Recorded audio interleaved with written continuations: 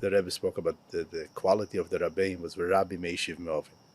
That this was an outstanding quality of each one of our Rabbeim is being, the one who brings people back from a path of mistakes and error. And in order to cause a person to want to move back to Yiddishkeit or to move closer to Chassidishkeit if it's a bacher, there has to be a softened voice.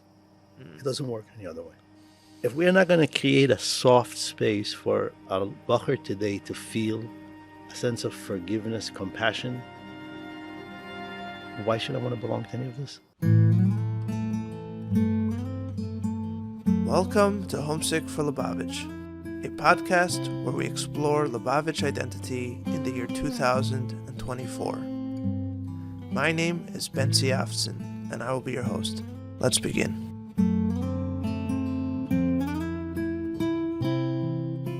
Alrighty, so we are here with Rabbi Barry Farkash.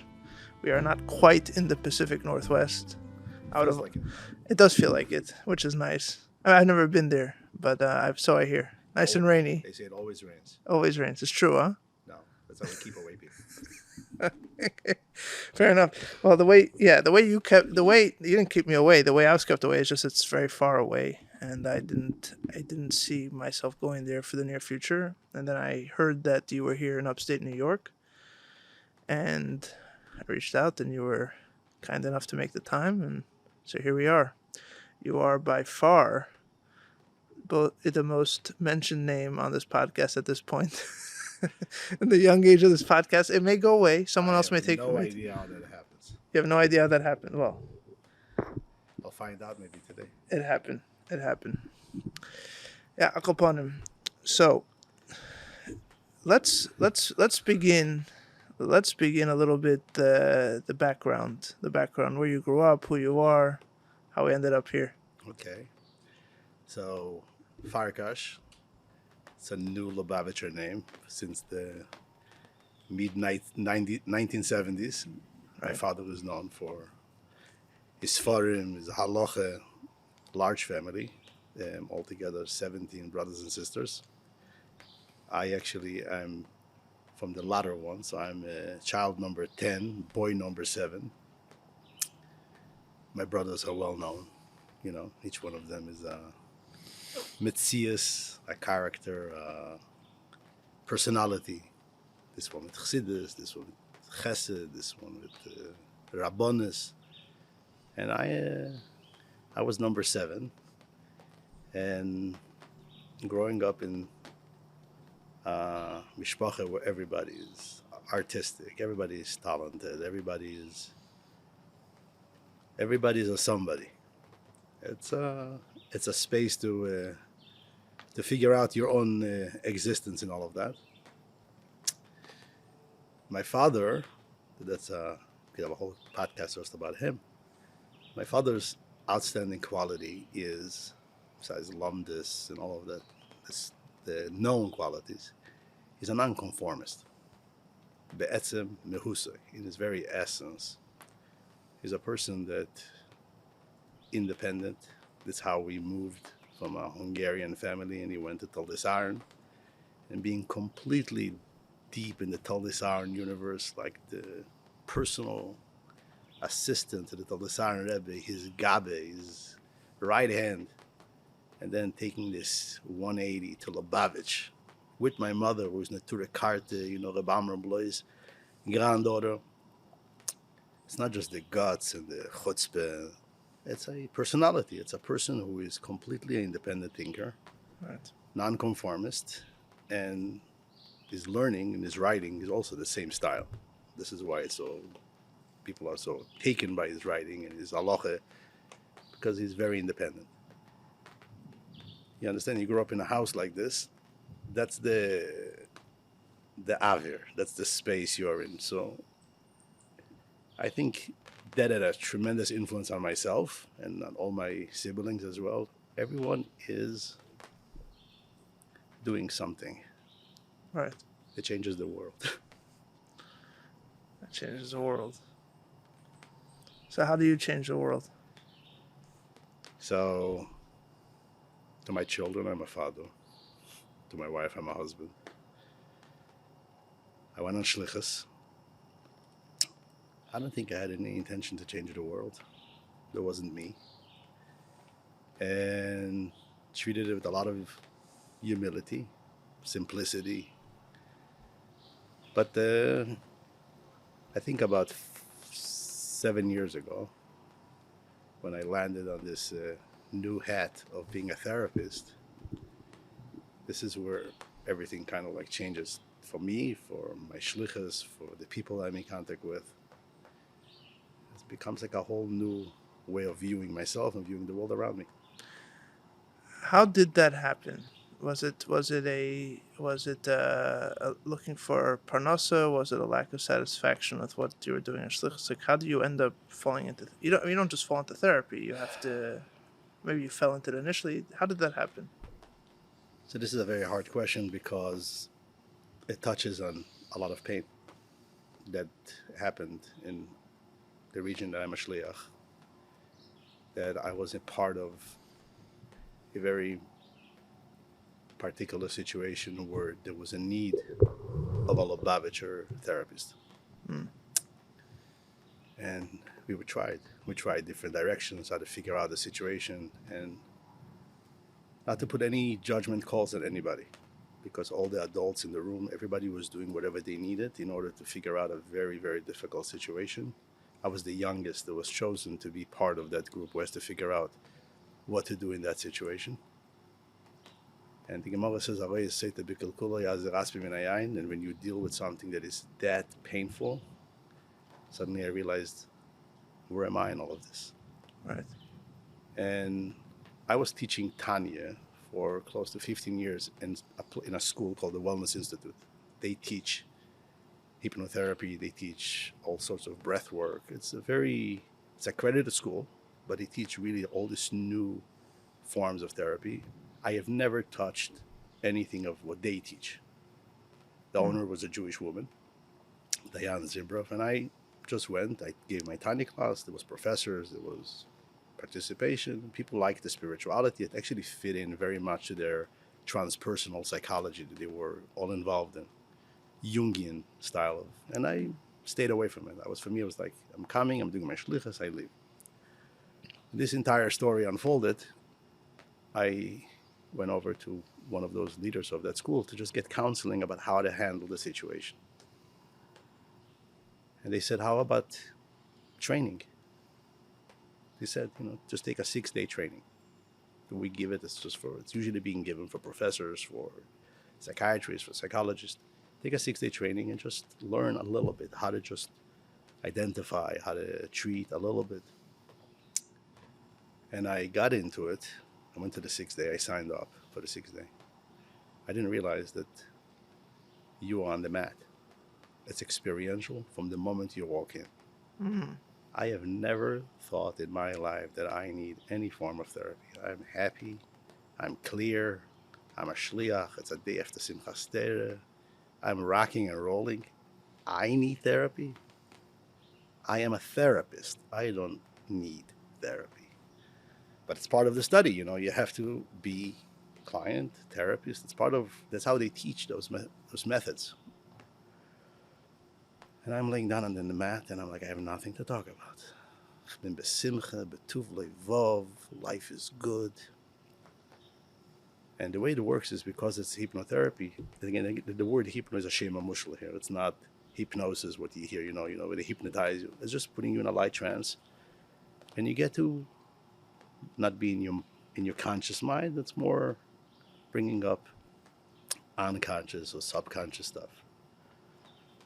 And within a couple of minutes into the session, I was like, stuff starts surfacing without me having any control over it. And it was some real deep pain, old pain, really old pain. And it's one session, and then there is the following hours, another session, and I'm like, at this time already, I'm going through my own healing already. I'm already in my own healing space. I'm not thinking about being a therapist. Now it's about what's happening with me. After the 6 days, they offered to really come and study. They said, you're a rabbi, you don't have major credentials. And because you're already there for 20 years, whatever, 15 years at a time, they know me. So they will allow me to participate and take the full 2-year internship and actually receive whatever. I mean, if I want to go and become an LCSW, and that's my own business, it's not an academia. And I got into it. I went. It was long weekends and many days but I didn't do it on my own. I immediately, when I saw how powerful it is, first of all, I have a Rabbi, I have a mashpia. I have my brother Usher, who was never really a brother to me. He was always my mentor, my spiritual teacher, since I'm a child. We're at 10 years difference between us. Went to him for guidance, and I went to meet Manis Friedman. I said, I want to sit down with, maybe he understands about healing, maybe he can guide me. Spent a couple hours with him, and he said, are you getting all into it, and you're actually learning it or just don't do it? We have enough dabblers. We have enough of people who are putting on a name tag. So are you studying it and you're getting all into it, or just call it off? Right. Now here comes the whole piece of like Shliach, therapist. This is inner turmoil. The only way to settle that is having some spiritual guidance from Issaquah, from a mashpia. There's shame around it. Like Farkash, therapist, very. I remember having to send out my first email about that. Literally like a free fall. And you sent an email to who? To let people know that I am actually, I have to let my community know that that I'm going to study. This is people that I'm a shliach by them, Right. Send out a mass email letting know that I'm going to take some time to study this. Right. I mean, that's what I felt, and also was guided by that. It's part of my responsibility. I can just walk away and start learning, becoming a therapist. You're a shliach. That's your prime. It's untergenommen. How do you say untergenommen? You took upon yourself to be a shliach, and this is hundreds of people that you're in contact with, and you got to let them know. So someone else became the shliach there? You left the No. You're saying you were just letting them know that you were I'm taking going some to time. take time. I'm going to be here. Everybody's needs will be met. Right. But I'm going to study this. Right. And I got immediately a call letting me know what is this all about? From another shliach? No, from authority. For someone who has authority over me. Okay. And legitimately. Right. And he says, you can do this, but this has to be with a Rav, a Meirah, someone who looks over what you're doing. That's the only way I can feel that I'm okay with this. And it was for me a very, very powerful. Hey, listen, I'm over 40. I'm nicht kein Kind. Right. I'm not looking to destroy the world. And it was for me a moment of like saying to myself, you know what? Azeh darf es sein. You need to have a Rav, you need to have a mashpia, and you need to have a Rav. You need to have someone who knows hilchos therapy. And by the way, there's halachas for it. How to treat people, there's many, many halachas that has to be known. But what are people usually most concerned about? Like Avodah Zarah, They don't know what they're concerned about. I also didn't know what to be concerned about. I was so oblivious. I'm saying if you had gone to an EMT course, do you think you'd have gotten the same phone call? That's the thing. People are suspicious about Avodah Zarah. So I'm suspicious about Avodah Zarah. Okay, so that's what it is. With Avodah Zarah can come all sorts of things. No, I understand. But the Eastern therapies, these cultures, that's what people are. Questions of kibudav, questions of lashon hara, questions of being kibudav because you're talking to someone about your father. People sitting in a group who know each other, and there's information in group therapy. Right. Where there's major questions in halacha about, again, you're in a healing setting. Right. Who gave you a heter to speak about your father with all the anger and hatred and whatever comes up in a deep session? And there is a bunch of ears listening to that. Right. Again, this is halachic questions. That I'm not a halachic authority, but when he told me, you have a Rav on your side, I'm a son of a Rav, but my father doesn't paskin on those type of halachas. Right. And I was searching who should be a Rav, who knows those, who understands a little bit about that universe of therapy. And someone introduced me to Rabbi Ullman. Sure. And I spent several hours on the phone with him, back and forth, explaining him the modality, explaining him what I do on those weekends. Now, there is interactions between male and female. I'm not just treating male clients. It's not just, it's a group of 34 professors. Some of them are women. Right. So having this Omed al Gabov, having over you a spiritual authority who is not just a mashpia salcharav, who gives you the chassidish guidance about what does it mean, how are you going to define the Shliach therapy space. But knowing that what you're doing is oisgehalten. There is a shulchan aruch, there's a halacha, and you're doing it in the right way. That was a very important piece. This week's episode is brought to you by This World is a Garden, a new film and concert production by Yuvla Media. Based on the Rebbe's first talk, Bosi Lgani, the production tells the story of the Chabad vision lasting over 300 years, to see this world as God sees it, as His garden.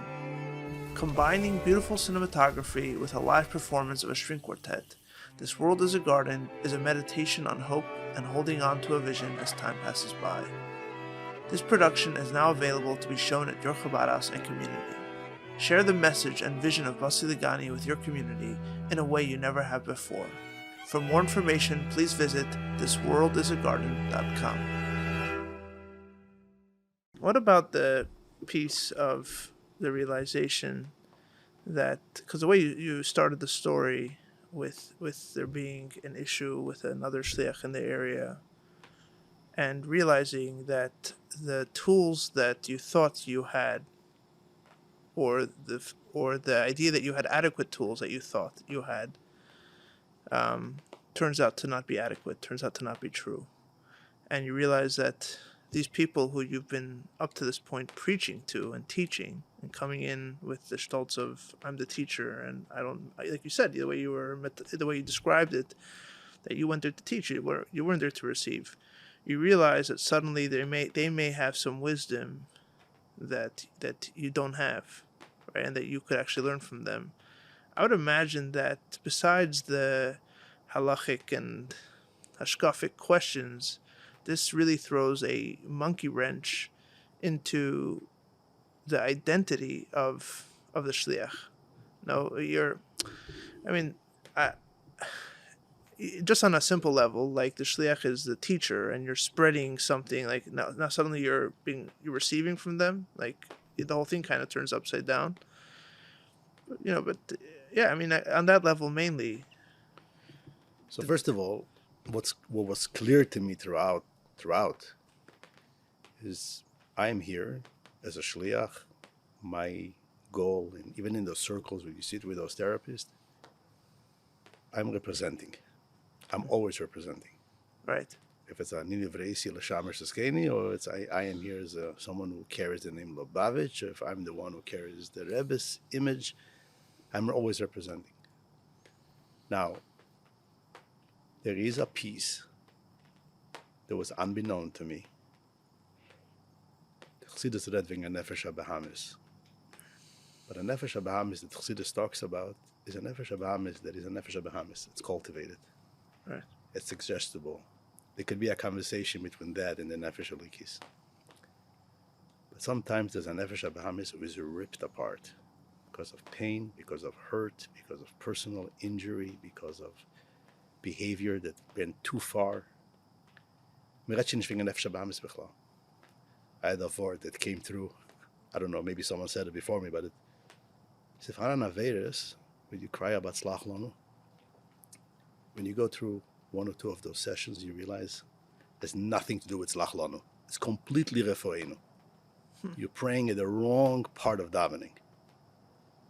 That's how the awareness was. The Ebi stellt mich von lang mechel given. You would forgive me in a second. You already forgave me. It's injury, it's pain, it's hurt, it's lack of... The nefsham is zerrissen, zerklappt.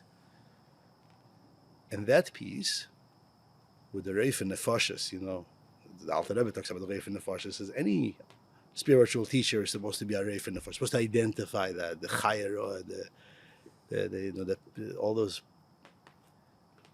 that was never attended to. Moet gered wegen Niskashres, moet gered wegen Avedas Atfile, moet gered wegen Rebbe. I mean, again, not even going back to the years that I was in yeshiva where the adults are in a lot of hurt and pain themselves. I'm entering Mesifta Tafshin Nun Gimel, the year that I'm the most impressionate. My biological system is fully active. The only message you get is Cholyenu Nosov Machovenu Sovlom Tzofad Eri Al Atzmi V'Zem Yachan Shelcho. And you're sitting there, a bacher who is fighting biology with tooth and nail, and there's nobody to talk to. Not because there is, I'm sure those people were ready to talk to me. Now I'm sure that they were 100% ready. If I would go and sit down with one of them, with one of those adults, and talk about my inner turmoil at that time, they would love to address that with me and soothe me and explain me as the Rebbe and the Eibishter loves me and everything is great and I'm just dealing with biology like every other human being. But that atmosphere in those years, and I guess like I went from Lud and then I went to Argentina and then I went back to Alitaira. I was like, and I'm in my nature, like my dad is, like I'm a seeker, I'm a mevakesh, like I'm looking for, you say Omsik to Lubavitch, my being Omsik to Lubavitch is to daven. Right. Like you're looking for someone to sit down and just like. Right. So you're showing up at the age of 40, or whatever, at that time I was 36, 37. The Nefesh Abamis is a hacked of shtika. There's no Nefesh Abamis really. I'm fighting against something that I have no kalim to fight. The therapy, this is where therapy plays its role. That's where we have to really define what therapy plays in the life of a chassid, of a yid. Therapy is just to get you Nefesh Abamis, to just be a Nefesh Abamis, and that's it. That's it. And that's Bahamas and not what? Not a chayro, not a perodom, not what it's not supposed to be. It's supposed to be a cultivated animal that is ready to work with the struggles of an animal. Will essen, will schlafen, will zinding, will Sachen. Fair enough, but the klutz kasha would be, what about all the chassidim beforehand? Why didn't they need therapy? So and I'm not asking you to spin. That is. Let me again. This is apikorsis kfir the Waffenstein, but I'll say whatever Betty Farkash believes in. And you're not the first one here. All right. Help yourself. All right. When a chassid pravet krishma shalamite, when a chassid davened, and this is one of the things that I saw. I saw chassidim davening. Right. I saw chassidim saying krishma shalamite. I was a little obsessed with it. You say Omsik to Lubavitch, standing on bleachers and watching the Rebbe was not my Omsik to Lubavitch when I grew up.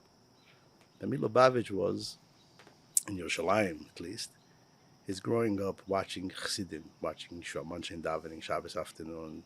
There was a certain longing to I want to be like this. I want to daven like I saw Brother Usher davening, Zalman, some of my brothers who were daveners.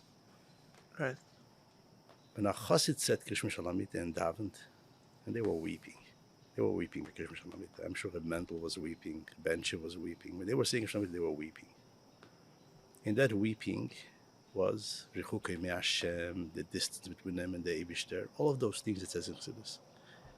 But in that weeping went through a whole processing of human emotions, losses, grief, anger, pain, whatever they were processing that in that context of they were healthy, emotional people. They carried themselves. A chassid is klug. A chassid, even a reine zach, is a person who carried. Now, what happened? We had about 30 years of somehow we stopped this whole system of davening. And no blaming anybody. I can't even go there. But mirat nicht wegen daven, mirat nicht wegen Shlamite. The Rebbe comes from Zion. The Rebbe says, "Chevre, asel charav." And the Mendel, my brother Matche tells me, the Mendel was verbringing that sukkahs, and the Rebbe was koching asel charav. Was will the Rebbe von uns? Das heißt, der Rebbe will, man soll aufhören sein, vermachte eiserne Paskes. In Yiddish it means to stop being sealed iron safes. A safe. Keiner redt nicht. No one talks to anybody. No one shares. A Farbrengen was supposed to be that space was buried. Who is davening? Who is saying Krishma Shalom? So, Asad Charav. If someone once a week, once in 2 weeks, you sit down, and it's chadur. Und das ist also, der Rabbi Shmuel calls it Nigi Levave. Lies daber im Chaveroi be Nigi Levave. Durchreden, was tut sich? Okay. This was a bakosho nafshis by the Rebbe. The Rebbe used the term more than once about the Asad Charav bakosho nafshis. Now we're holding 40 years later. You don't daven, you don't do Krishma Shalamite, you don't have Asad Charav, so you'll pay for therapy. So what happened? How did we go from the Chassidim that... Yeah, I mean, it's Taka Shaila I always wondered about. You hear these stories of these people who would cry and... Yeah, on one hand, they fought the communists, they fought the KGB. They were not wimps. They were not. They were very masculine in that sense. But they also, like you said, Krishma Shalamita davening. There was plenty of emotion. What happened? Why did everybody get so closed up? Is it an American thing? Is it a... I mean, you're from Holocaust. Holocaust. Pain. Overwhelming. Jumping into action rather than being in a place of emotions. A Maise or Iker maybe. That again, this is the... Maise or Iker is the holy side of it. Right. But the forgetfulness of... No one said that a Maise or Iker comes at the expense of being a healthy human being. It is in tuned, aligned. But I mean, look, if we're going to be fair, you look at the first Maimer Bosi Lgani, it's Atikra v'Yikra El v'Yakre. So that's already a shift away from learning for yourself, but it's not just learning for yourself, it's taking care of yourself. And realizing that you can't only take care of yourself, you have to take care of others too, as a priority. And it's interesting because I was listening to the Maimer a few months ago now, and when the Rebbe is saying those words, he is crying. I always remembered the Rebbe was crying about the Deiris and Shlei B'chirasenu, Shlei B'rtzeinu, which makes more sense. He's crying about the Fidik Rebbe, but why is he crying at the words Atikra v'Yikra El v'Yakre?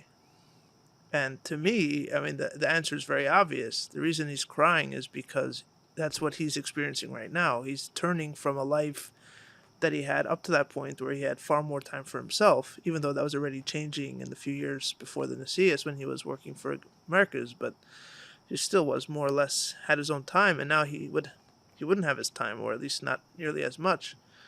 But he embraced that, and he made that one of the central ideas of his Chassidus, right? And then, I mean, when you were talking earlier about feelings, the first thing that came to my head, not as a rebuttal to what you were saying, but just instinctively, the Maimer relates to Yemeshakela, right? The famous Maimer of there's no time to think about Cheshbon Nefesh and these things, voodoo house and these things. You just have to be a Mali Kavan. I don't remember the exact lashon, but something to that effect, right? So, I mean, there is something there. No, is that part of it? So my crowd that I'm dealing with is all Lubavitchers. I mean, I started originally, the first 2 years of the internship, I was all sorts of people, non-Jews, and then COVID hit, and I got my first opportunity to be with someone from our community. You're saying remotely? Yeah. Right. Like doing hypnotherapy remote was a whole chiddush for itself. And it works? Basically, that was the whole, my graduating class was the ones who kind of like discovered how to do holotropic breath work online and doing, again, it's a whole new way of learning it. And maybe Bashgacha Protes I was putting because I was one of the students who came up with all sorts of ideas how to do it in the most efficient way for the entire COVID time. And now it's 100% remote. Mm-hmm. And ends up being even more gratifying because the client is in his own space, in his own house. Right. He doesn't have to come to my office. He doesn't have to get used to my light, to the space. Anyways, going back to what you're saying, So with Lubavitchers, the language is very different. Mm. The way I, and Lahiri the Sashchina Lamata Ba'aretz, that's for me, Bosi Lgani. Right. There's no more spiritual bypass. You can't act and run a Chabad house and be the person who is completely immersed in action. And right below your throat, where your heart is, where your being is, I'm not even talking about your children and your wife. It's obvious that maybe existed in those years when we needed to kind of like march forward. The bulldozers of the 50s and the 60s were to pave out the way so we can come with our sophisticated JLIs and our CTs. I understand that they needed to completely bypass emotions, Right. and be full of conviction. Milchama Hashem, they are running ahead. Nicht talking Weib, nicht talking Kinder, nicht talking Tate, nicht talking Mame. There's none of that because It's only one of them. Come on. no, all of them in a certain level. Okay. In a certain level. And again, Bneiim uvneiseim v'chol asher lohem, who grew up with a tati who left the house on Sunday, returned for Shabbos. The wife and the kids were not really part of the shlichus. There was most like, they had to live that way. The Rebbe had to, when the army goes now in, first thing they send, the D9ers, those big tractors. It's not sophisticated people. Right. As people, their job is to push it durchbrechen. After that comes the snipers, the sophisticated. Right. Lahir Sashchin Lamata Baretz means, right now at least in my universe, I can only speak about Barry Farkash, is to be able to act in your shlichus wholeheartedly. It's emotional, it's sensational, it's intellectual, it's real. My feet are on the ground. It's not anymore the hoo-ha, ibernemen, einemen. I have that language. Just the ufaratz language is the overarching metzias, or like not taking no for an answer, kind of like, because that's l'chatchila Rebbe. The Rebbe speaks in the Mamorim from Pesach is there is the kibbur ha'om, but then there is the veitzesi, veitzalti, vegoalti. There's a process, and this takes time. Right. And for the emotional work, to be able to be a person who's a medalem, is to be in the place of like looking at your wife and saying, okay, I'm not going out to give a class tonight, or I'm going to go out anyways, and it's going to hurt. That honesty, to be able to look at your children and say, Tati really wants to put you to bed tonight, but I have a commitment to someone, and to watch your kids looking at you in pain, and you'll tell them it hurts. That Lamato Ba'aretz type of mentality, this is where at least I needed a healing. And probably most of the people that I'm working with, if you want to pinpoint what's the issue that I'm always coming against with, especially those who are highly active, is to be compassionate with themselves, to be compassionate with their work. There is this overdrive who completely bypasses what happens in their... What do you mean by compassionate? Compassionate is the allowing of the messiness of not being sure what's happening. The idea that I always have to know. I always have to be on the ball. All of saying, chlor, I know exactly what to say and how to say it.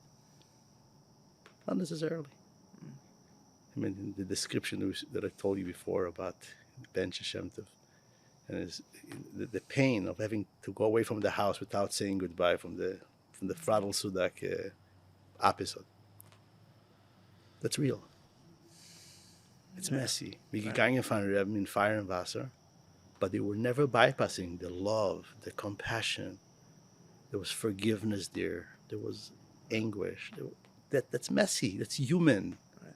How do we run away from our human being and operate? I mean, it was survival mode. I mean, I lived with parents who experienced losses. Yeah, my sisters, and they lost a child, and I knew that for survival mode, my father he had a house full of kids, and there was no place for pain, grief, emotion. Now, I paid a price for that. This is my personal mic drop story that I'm not going to share.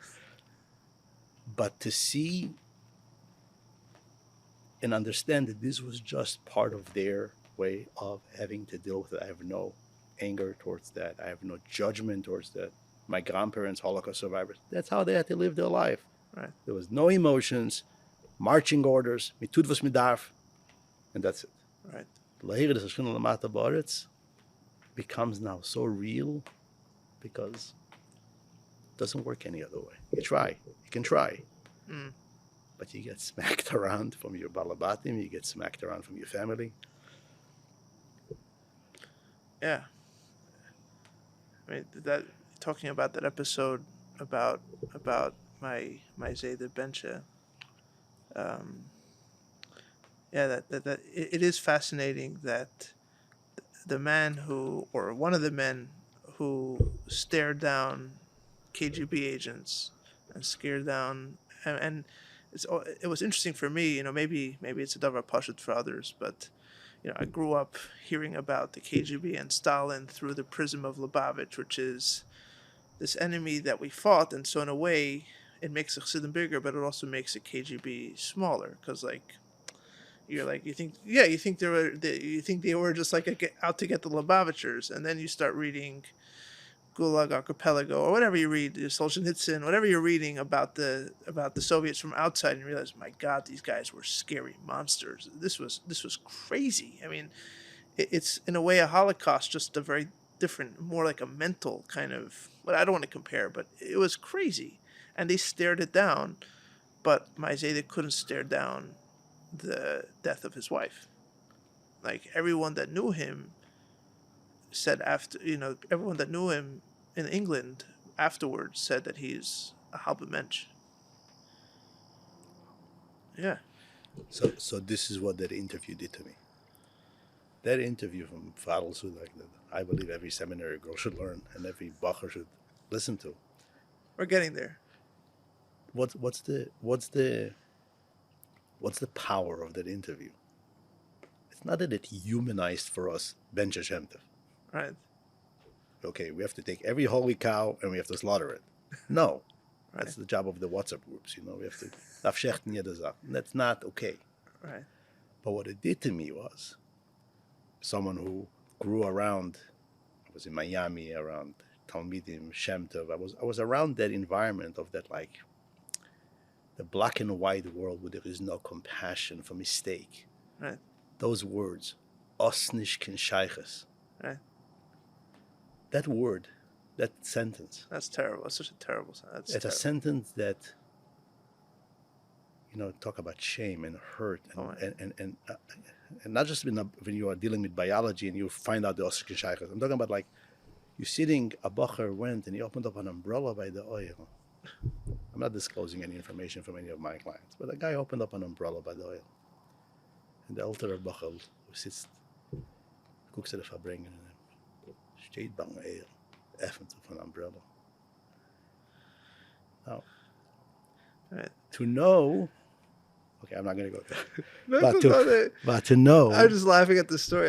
This bacher is copying a chassid role-playing some bizarre. Okay. But growing up with that rigid, black and white image of what a chassid is, and suddenly finding out, like I said before, the messiness of that.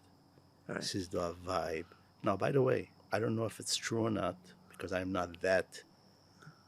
But people say that the Memches experience, the Chavbei's Shvat experience, caused a lot of people who were very in tune with the. It's like, I thought that has such an effect. On the Rebbe. Now that I don't have the information, the data on that, but I heard that from pictures. More than one person. There are pictures. So, you don't have data that the Rebbe was deeply affected, or data that people. There's things that I don't kriegen. I don't kriegen. But I was gonna ask you though, because I mean, if you don't want to talk about it, I understand why not, and I'm not sure that it's smart for anyone to talk about it, but. I mean, can we really exist in a world where we, like you said, the goal is not to slaughter holy cows and to say, oh, you see, the Rebbe was also human, which, anyway, obviously he was a human being. He was the most human being. Right. but so it's not like to me that's not even there's no vart there, right? But the goal is not here to krich and to look for like stam cynicism, but can we really live in a world? You're suggesting that Chassidim no longer have Stalin to fight. So if they're going to act like they're fighting Stalin when they're not fighting Stalin, they're going to end up being hard people with none of the realness of their grandparents. And this is what you're introducing in an interview. You're introducing the realness. I call it the messiness because it carries in it it is messy. The uncertainty, the pain that existed between a husband and wife. Ashadar and his wife was just holding space for him, waiting for him to come home, having to feed him as coming, showing up to the house as a poor man. That complication, Baruch Hashem, we don't have to live that way. But like I told you before, when I have to walk out of the house, or when my wife has to go attend as a mikveh attendant to someone, and she looks at my children, or she looks at me, and she's like, this is Benche walking away from him. Okay, it's just oplachen and obzogen. No, it's not. Right. For us, this is our anguish. This is our mesiras nefesh. This is our dealing with a rowdy parent in preschool, or a problem with a child in our Chabad house fancy preschool where everybody's fed and everything is great and there's money and there's all of this. But they have to deal with this emotional turmoil of like owning up to your shlichus, not just dismissing someone. It's messy. It's very messy. We make mistakes. Yeah. And we cry. How many nights, again, this is private stuff, how many nights, my wife comes home from spending time with in preschool parents or something, and there's real pain. Like, why am I doing this? Let me just close down this whole thing. How many shluchis carry that pain every single day? Like, why am I even sitting here? I want to talk about the shluchus thing, but I want to come back to it. But I want to ask that question because I want to be specific with the question. Can we operate in a world where Chassidim are becoming more human or admitting their humanness if we at the same time insist that talking about the Rebbe that way is off limits? And I understand, by the way, the reasons. There's tradition in Yiddishkeit that you don't talk about tzaddikim. You don't talk about even your Rosh Hashiva. You don't forget about a Rebbe. You don't talk about them. They're halik. You leave them alone. But the paradox here is that on one hand, in Chassidus, the Rebbe is so much higher than a chassid compared to, let's say, even a Rosh Hashiva and a Talmud. But on the other hand, the Rebbe is like also the model. He's so much closer, right? And so how can you have a Chassidus where the Chassidim are, as you're saying, becoming just more honest about what they're going through, when, for example, this whole parsha of Chav B'Shvat is off limits? I mean, it's besides the fact that it was all in public. So, and there was spoke about it, and you could see it on his face. And I wasn't even there. I'm saying, but it's so, and you see, I mean, this is my read of it, the whole kind of push that suddenly, like, the Rebbitzin, which started then. No one's going to convince me. Everybody knows it started then. Of course. I mean, that is what's a word? That is deflection 101. You don't want to deal with what you're seeing in front of your face, so now you're making it some kind of haliket kufa or something, when really just this man who you love and you admire is in pain in a way that you can't help him, and there's nothing you could do. With personal journeying, meaning to say, when a person, a chassid, goes through his own emotional journey and he connects to his own emotions, you know that. You know what happened on Chav B'Shvat. You maybe don't want to talk about it. Miret nicht wegen Atzilus, miret nicht wegen... But you know, when we watched Lapine Siche, right. Everybody knew. Nobody had a mistake that Doretten wegen the most incredible human being on planet Earth. And I sit with clients, and I want to say it, because So part of the hypnotherapy is the beginning of the process is to find resources for the client. Who loves you? Right. Where do you feel love? Where do you feel spiritual connection? And the word Rebbe, for a lot of people, especially people who are shluchim or very demanding figure. Oh, the Rebbe. I need just therapy just on that word. That's true. And I'm okay with that because it was part of my personal journey too. Right. Because I was a kid by the Rebbe, Tafshim test. The only time I was by the Rebbe was Tafshim test. My father took the whole family, and the Rebbe didn't smile to me. But you went for lekach or something? I went for kosher bracha with my father. I went for dollars twice, and I watched the pictures of those dollars, and there is a little horror in my face. And Rebbe smiled at everybody else, or The Rebbe communicates with my father always. My father is always a conversation. And the other brothers? I don't know. But you... I was, again, this is right after and personally, my sister passed away a couple of months before. It connects a lot to my personal, spiritual, emotional journey. Right. But there's something in me that wants, I want a little more. It's Memtes, the Rebbe had his, still in Avelis, still had his hair. The Rebbe actually took a haircut that time. And I'm like passing by another dollar. So I'm like, I came from you. Give me something. I don't know, just even eye contact. Right. And I already telling myself, I think he knows what I'm up to. That shame language. Oh, like I think the Rebbe knows what I'm thinking. You felt that then? Yeah, this is a 9-year-old thinking, and it's pretty vivid because it's pretty impressionate, and it's a very huge thing in my life. And that's also the only time you saw the Rebbe before the stroke. Yeah, I mean, I never went to New York before that, and after that was when we went to New York. After that was already after Chazan before Gimel Tammuz. Now, fast forward, again, this is a therapy session. I'm sitting at a therapy session, and my therapist, who is not Jewish, knows that one of the most influential people in my life is the Lubavitcher Rebbe. And I'm talking about something that hurts me, and I can't get a grip of it. And she says, what would the Rebbe say? She asks me, she's not Jewish. She says, what would the Rebbe say? Right. And I'm like, and she tells me, again, I'm in a trance. This is hypnotherapy. So I'm in a trance. What's up with the trance? Is music playing? No, you just breathe and you're quiet. You're meditative state, like being in a zbonenus state. And she said, how about turn towards the Rebbe? Let your eyes meet his eyes. I'm gonna. So I said. So in my mind is like, he doesn't want to look at me. Because you're going back to that moment. Again, this is pain. This is right. Old stuff. Right. And she said, just allow an image of him. Well, from all those pictures, I saw a lot of pictures of him. A soft picture of him. Just a soft picture of him. Huh. And okay, I'm like imagining the picture of the Rebbe leans over to a girl, gives a lekach. And this is when everything changes for me. Again, this is healing around the Rebbe. Right.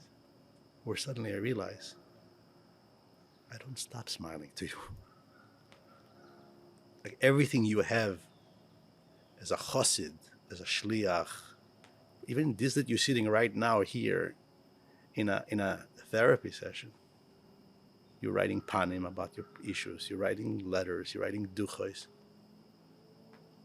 I'm very much part of your life. So with Lubavitcher clients, a lot of times this nekuda of knowing that the Rebbe is Rachmanis, Rachmim Rabim, the Rebbe is compassionate, the Rebbe is loving, not just to the person who drove up to Chabad, right, but to you. That's more important than knowing that the Rebbe was, and again, the Rebbe was sitting having tea with the Rebbetzin, and he said that was the most important hour of his day, like putting on film. Gorgeous story. Right. What a human being. What does it have to do with me? Yeah. So humanize me, the Rebbe, you're not helping me much. Make the Rebbe to me soft, compassionate, forgiving. Make the Rebbe forgiving. The Rebbe is a forgiving individual. Understanding. understanding the complexity of you, the messiness of you, Right. is that you're just trying. You're just trying to be a tati. You're trying to be a husband. You're trying to be a shliach in a world full of noise and distractions. Yeah. Yeah, absolutely. I think that's a very, very, very good answer. I don't think you're escaping the question. I think that's a good answer, in the sense that, in many ways, the debate that I was suggesting, or that my question could have led to, is, can we talk about the Rebbe or not? And what you're saying is, fine, have that conversation, but in a way that's irrelevant, because you're not the real kind of dehumanization that's taken place is not so much the Rebbe himself, but the Rebbe and the Chassid. It's The interesting. question is, what do you need from him? That's the question. If someone starts talking about the human, non-human, what do you need from him right now? Right. And you know what I needed from him? I just needed a smile. Right. I needed him to tell me, Barry, you're good. So why didn't he smile to you then? How do you answer that question? Maybe he did. I was too much in pain. I didn't notice. Mm. Maybe I had too much anguish. That's now Right. because of the healing journey. So I'm like thinking back, like a lot of things I didn't notice. I didn't notice the people who came to me while I was going through, we spoke about biological problems. There was people who actually came over to me and said, don't worry about it. I was reading letters of the Rebbe, where the Rebbe says, Yasiach daite, Right. that is the energy of it, like, let go. But I didn't, when you're in pain, you don't listen, you don't hear, you listen, but it's kriegt nicht. Yeah, the filter is very, very strong. The filter of the Rebbe being very gvuradik is very, very strong, and one wonders where it came from, and how it took such hold, and what makes it even more fascinating, or more sad in a way, is that there's a completely different filter, like you said, in the Chabad house, right? And I will have to sometimes use it with client, with the Lubavitchers. Who is your biggest balabas in your Chabad house? right, The biggest balabas. right, And they'll end up finding out that it's them, their wife. That's the biggest balabas. right. If not for them, there is nothing happening at the Chabad house. I say you turn it on its head No, it's because the compassion is so available. for the balabas, right? We're dealing with people who compassion is their second name.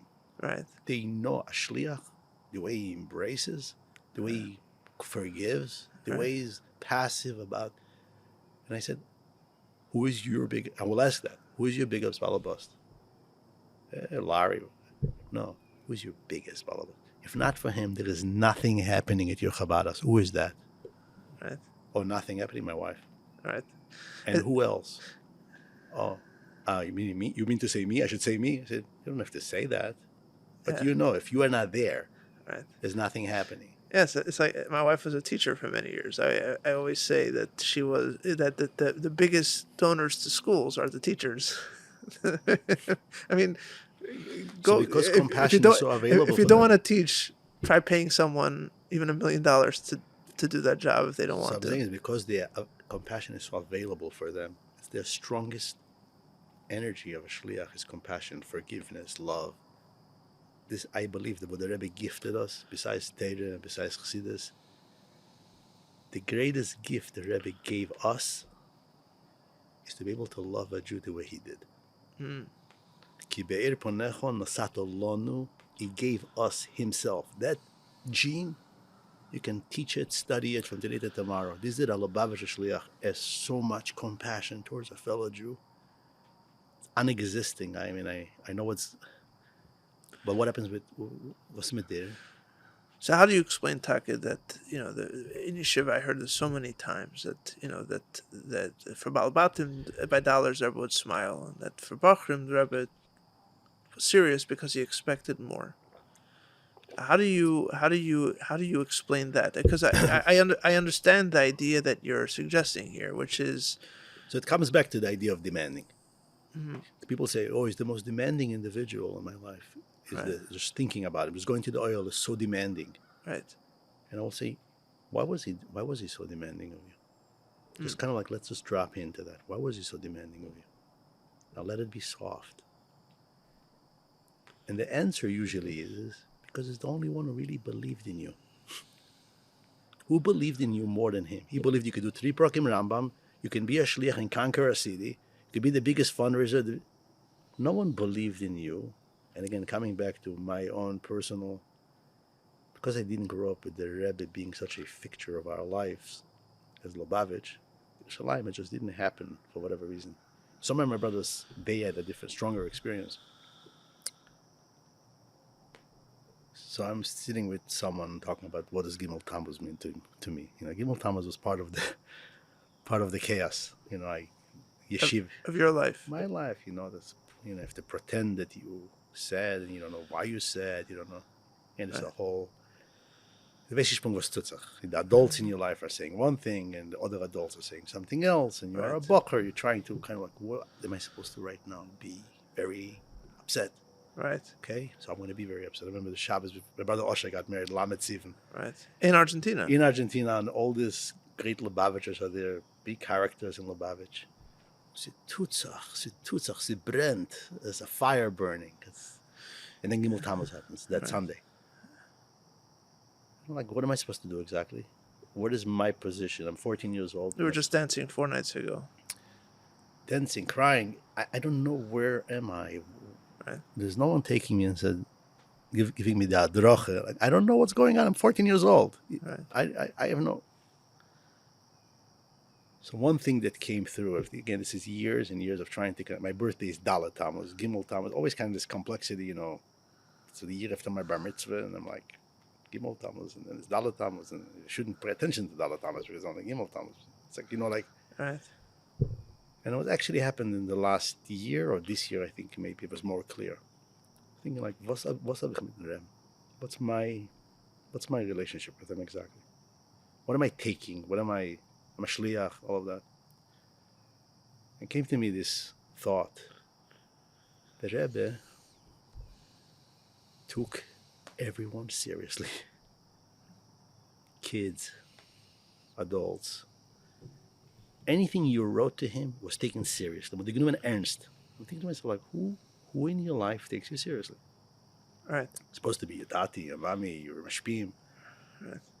And one of the struggles, and this is personal, this has nothing to do with Lubavitch, it was personal, was believing that no one really cares. No one really takes you seriously. No one really sees the light that's in you, the unique individual that you are.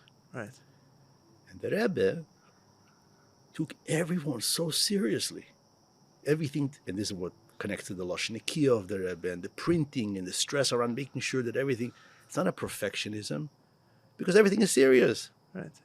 Every gears in the Gemara, even the gears that's not real. Ernste Sachen. Yeah. Now, talking about Yerushalayim, not in the bashing business, but there is that word that always being used against me and probably against my brothers as well. Oh, Yerushalmi. Right. So I know Yerushalmi. I know what the meaning of that is. And I also know the beauty of it, the charm of it, that also can sometimes blind people. But there's a shtikla klipa there. There's a klipa in Yerushalayim is of latzanas, of like everything is easy, everything is taken. Cynical. Cynical. Man nimmt nicht die Unionen ernst. Right. Man nimmt die nicht ernst. Man verbringt, man geht in Keusel. It's all like that. And that awareness, like the Rebbe, took us so seriously. He believed in this little, if it's Shlomo Kunin or Shalom Balavitin, or this is Bachrem Lach. And the Rebbe believed in them, like they're going to conquer America, they're going to be the incredible. I don't think they thought themselves they can be that incredible. Right. So demanding, because he saw the light in you. He saw how incredible you can be. You can learn the 3 Prakim Rambam, and you can, and you can. Yeah, so I think that kind of explains it. I'm not sure if it's a happy explanation, but I think it kind of explains it because, at least for me, because you could ask it this way: if you want to check the filter, if you have an air conditioner in your house or anything with a vent, and you want to see if the filter is good or not, check the quality of the air on the other side, right? Is the air coming through clean or not? And if it's not coming through clean, you'll check the filter and you'll see that it's filthy and you need to change it, right? So look at the product of what's coming through the filter, and you can see already the health of the filter, right?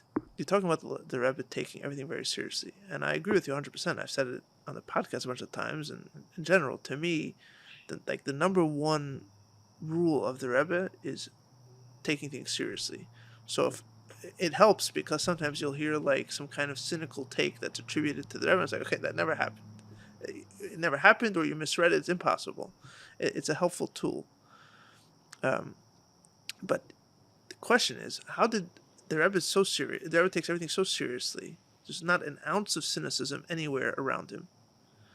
And then you grow up in the yeshivas, and you're surrounded by chassidim. And I'm not talking to people's inner hearts, what's going on, I don't know. But the language and the sprach is so cynical, and everything macht up, right? I'll give you an example here. I'll give you an example here. I'll give you an example. I don't think I've ever shared it on the podcast, but I think it's telling. I hope it doesn't sound like me trying to butter myself up. But one of the things that I did that I was pretty good at when I was a bacher was chazering mamarim. I don't have a photographic memory. I don't have any like special zikaron, but I knew how to learn a mimer and remember it and chazer it. Hopefully understand it a little bit too. And so I remember that it was ready when I was a bacher in 770. Parenthetically, those were my lowest years as a bacher by far. In yeshiva, I did splendidly. I messed up here and there, and I was fakrumt in different ways, but I was b'seich inyanim, really, not just for show. 770 it all fell apart. But anyway, I'm in 770, and somebody comes to me. He's like, I'm the ma'argin of Shabbos by the Oil Yud Shvat. Could you chazer a mimer? He wants about the chazer. Could you chazer a mimer? I said, okay, fine.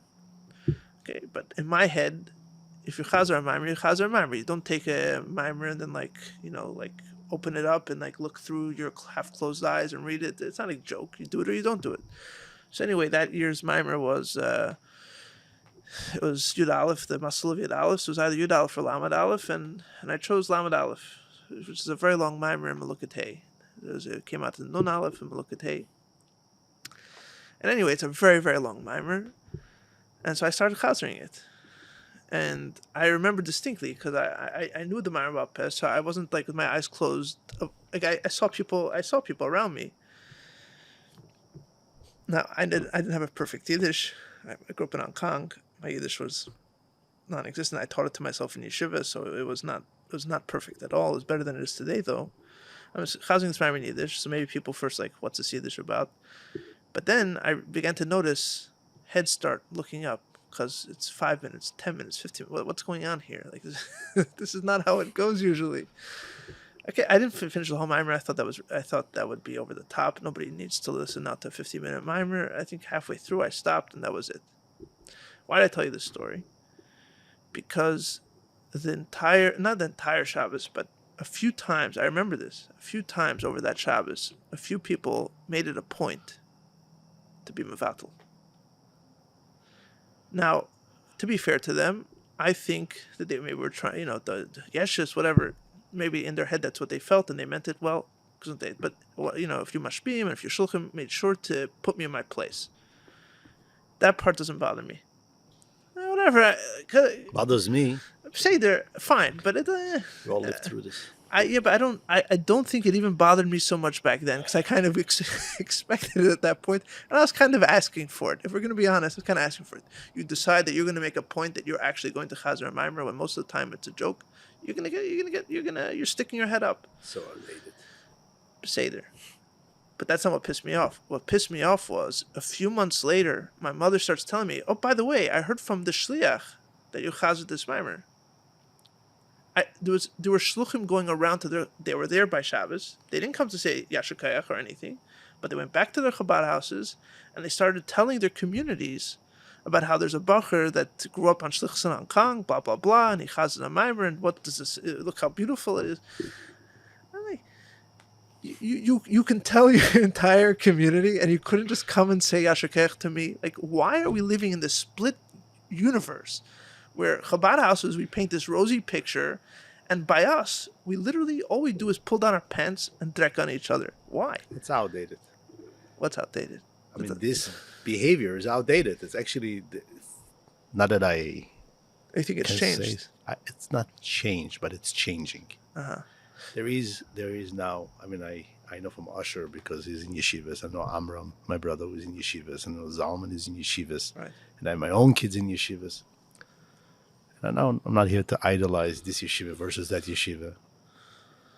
There is definitely this entire new awareness, understanding, meyaker sein a word von a bacher, not just to make him yeshesdik, verklept, the old Litvische, what we always used to frown upon. Right. But to give a bacher a sense of, I will use the word again, belonging. Right. For me, when you talk about the word homesick to Lubavitch, is the belonging, longing for, feeling is Chab Yoa Shaykhs. And the Rebbe says that sikha, my father, one of the sikhas that kind of like turned my father to Lubavitch, he always talked about it, was the sikha of Miriam Bas Bilga. The Rebbe goes on and on about Miriam Bas Bilga. Vu agirissen, ven agirissen. And the Rebbe takes this Miriam Bas Bilga that everyone ever learned at Gemara and knows as this absolute negative, cutting off a family from Kihune, cutting off a family from Avedas. And the Rebbe is like, the opposite. Punkt verkehrt. Right. Impossible that we're going to cut off a family, a Jewish girl who is doing absolutely negative stuff. We're not going to cut her off from Judaism.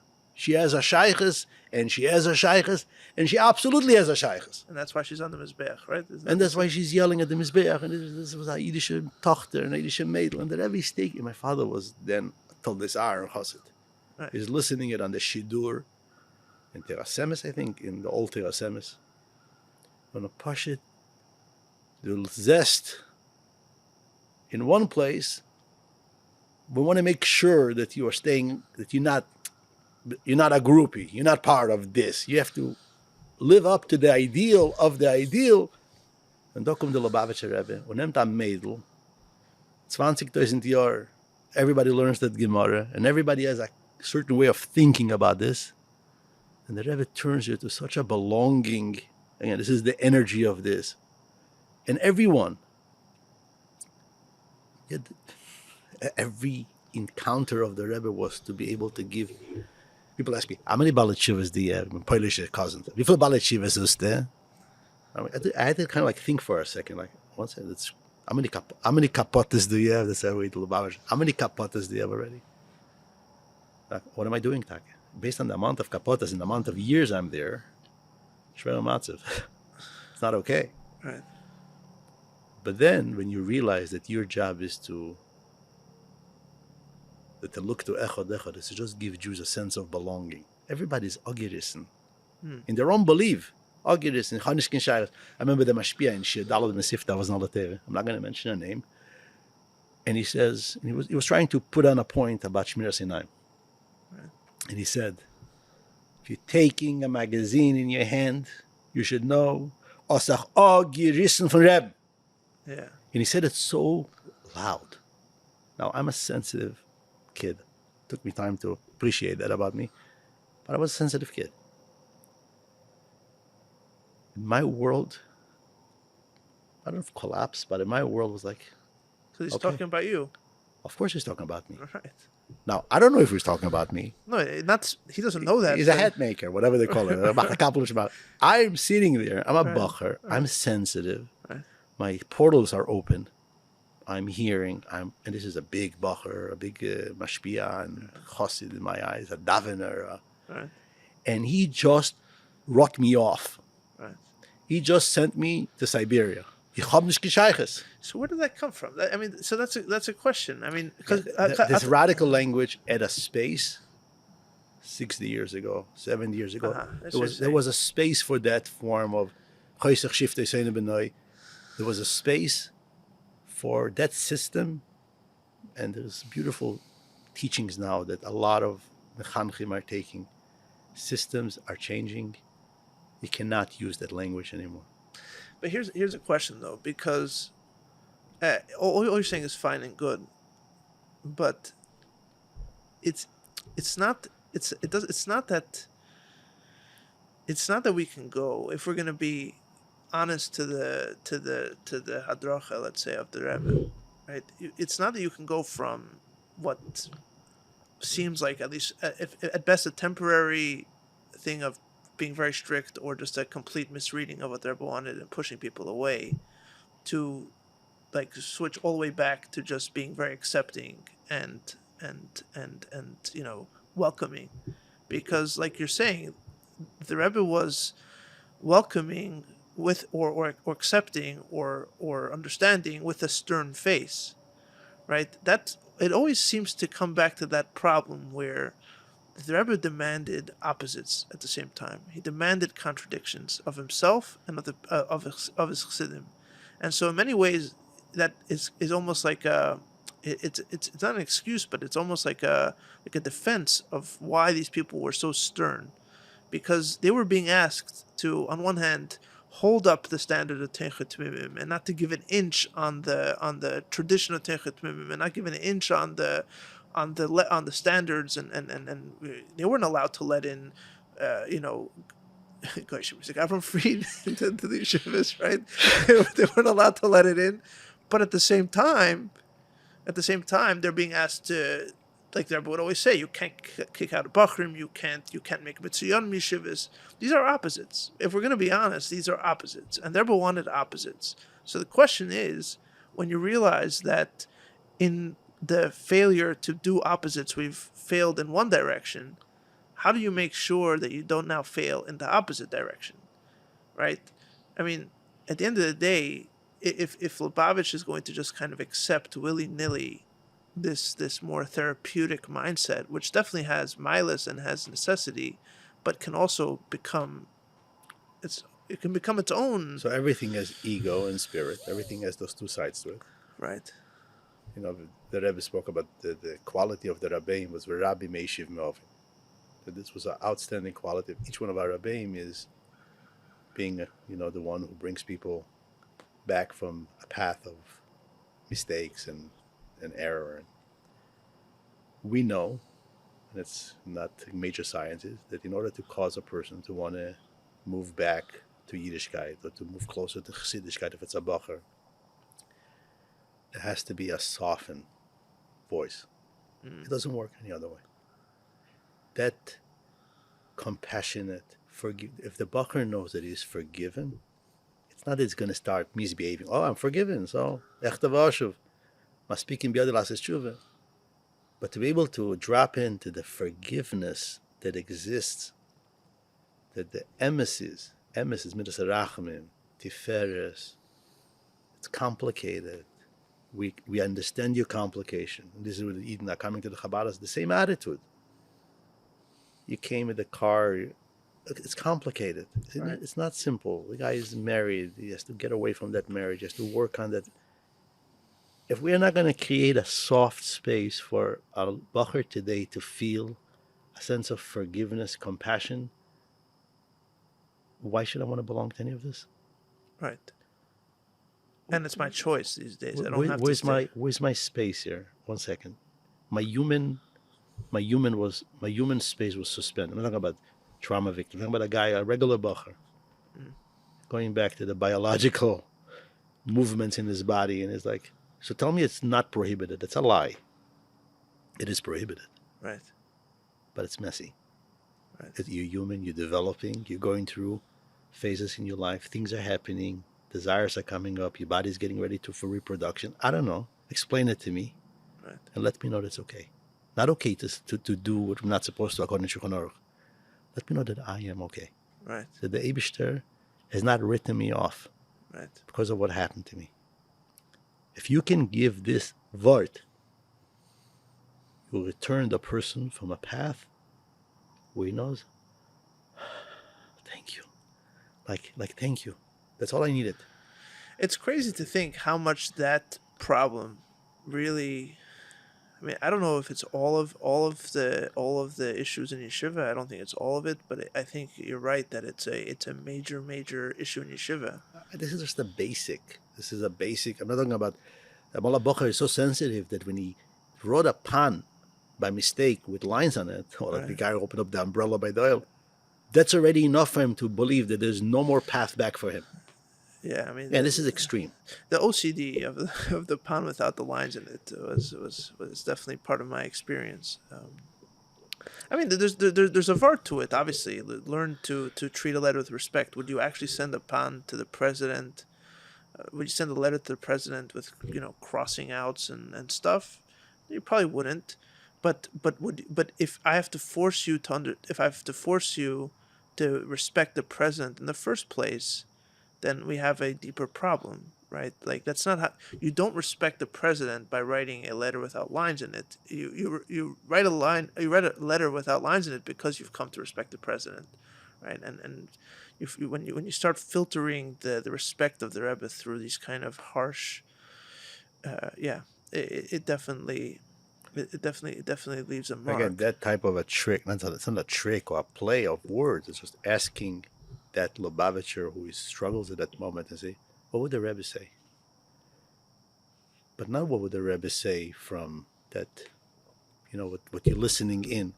What would the Rebbe say if you just have a one-on-one with him Right. and you have that soft image of him? One-on-one's very different. What would he say to you when you say, I can't do this anymore?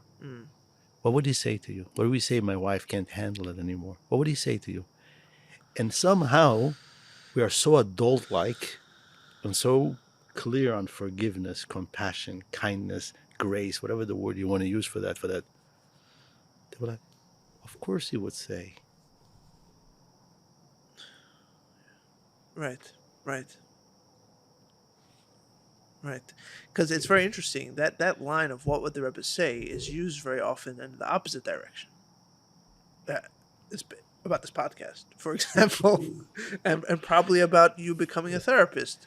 People come and say, okay, some people are just idiots, and We're not addressing that. I'm saying some people are just coming. They need to knock everything. So forget about. I'm not talking about them, but there are people who come more sincerely, and at least I judge it to be sincere, and they go, what would the Rebbe say? Would the Rebbe be okay with you talking about these topics in public? And if you go down that road, very often you come to an answer where I don't know what he would say, and so the next thing is, if I don't know what he would say, therefore better don't transgress. So for me, saying it boils down to purpose.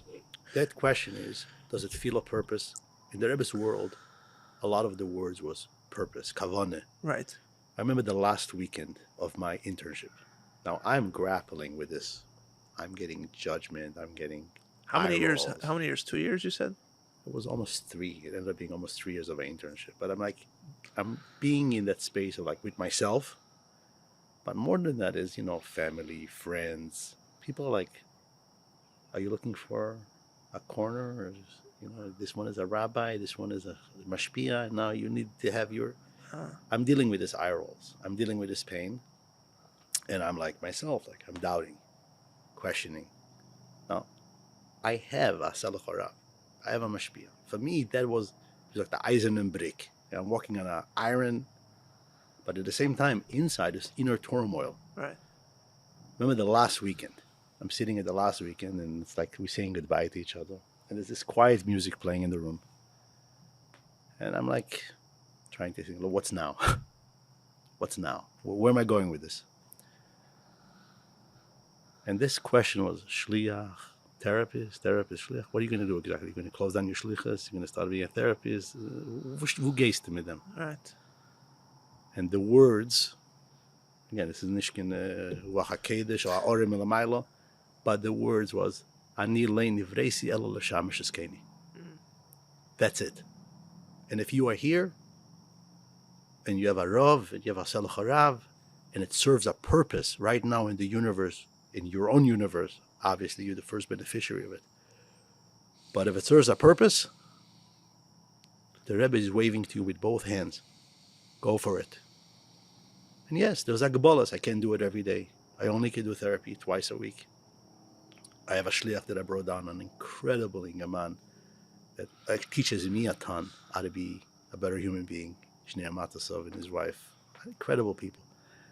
And I have to go through with them, what Shliach is a Shliach, a guy is in your own daladamas, and he has his personality, and you have your personality. And to go through the entire process in real life, not just from a place of like ideas. Pashit, you have to be like in a marriage. You have to actually practice your human compassion, forgiveness. It's tough. The messiness of that. But that clarity, it serves a purpose. If it serves a positive purpose in this world, mentions Leben gehen sich beiten leteva, go for it.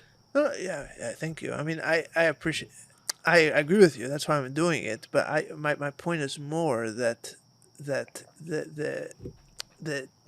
gosha of listen to what the Rebbe would say to you is say to you, not what other people think he should say to you, not what he would say to this group. And to close down that noise, by the way, is the hardest part. Yes. To shut down that noise of like the outside, I call it the peanut gallery. This is people who have no business. Or the people throwing the barrelach. They have no business. They have no business in what you're doing. No, they don't care. They also don't care. Obviously.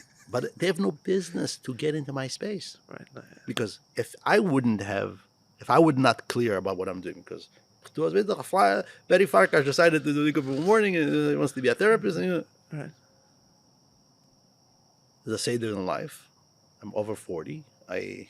Kabbalah learned many beferzik. I think therapy should be also only taught over 40. Oh, really? 100%.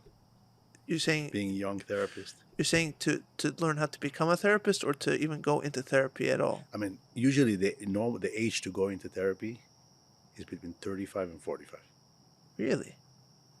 It's I mean, it makes sense. How do you help other people? I don't think a person before that age is really willing to take a hard look on themselves. Right.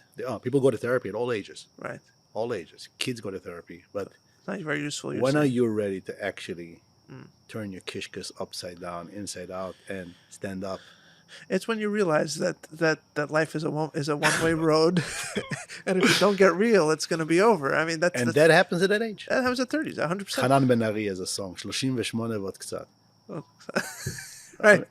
I mean, look, that's very, to me, that's a little bit too morbid. Not that I'm trying to be 25. I'm 30, turning 37 soon. My wife will get very upset at me. Hey, 36. Yeah. So anyway, if she even listens to this, but I'm saying, I think there's plenty of life ahead. The best years are ahead. You have a family. You finally figured yourself out a little bit. You know where you're going. You know which voices inside of you are yours and which are more than, and you know which voices are not yours. But at some point, it's like you're not going to be somebody else. You're not going to get another chance at this. But more than that, I mean, to be able to hold another person in your hands, this is really what therapy is supposed to be. You're supposed to be not just a witness. It's supposed to be someone who, a human being, is in deine hand. The being in that space, besides a therapist doesn't go to his own therapy, is not worth anything. But I'm talking about like the age of that, being a tati for 6 kids or 7 kids, being a husband for so long, being a person being a person that is in a playground for 20 years at least after yeshiva, and you had to deal with your own teenage kids. Right. And you got slapped around by them. Oh, and I love them.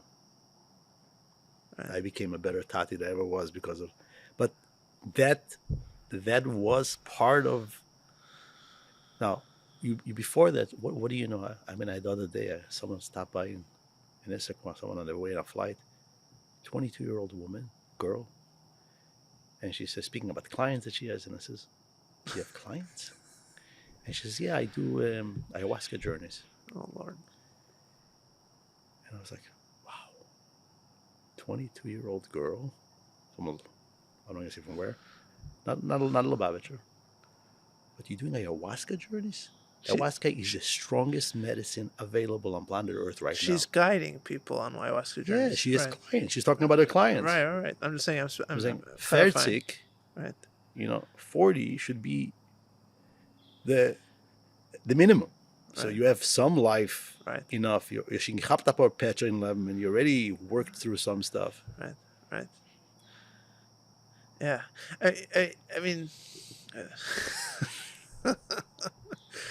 yeah. Look, I don't think we need to go down the ayahuasca path unless you want to. I mean, No, I don't. I actually, it's a very powerful medicine, right.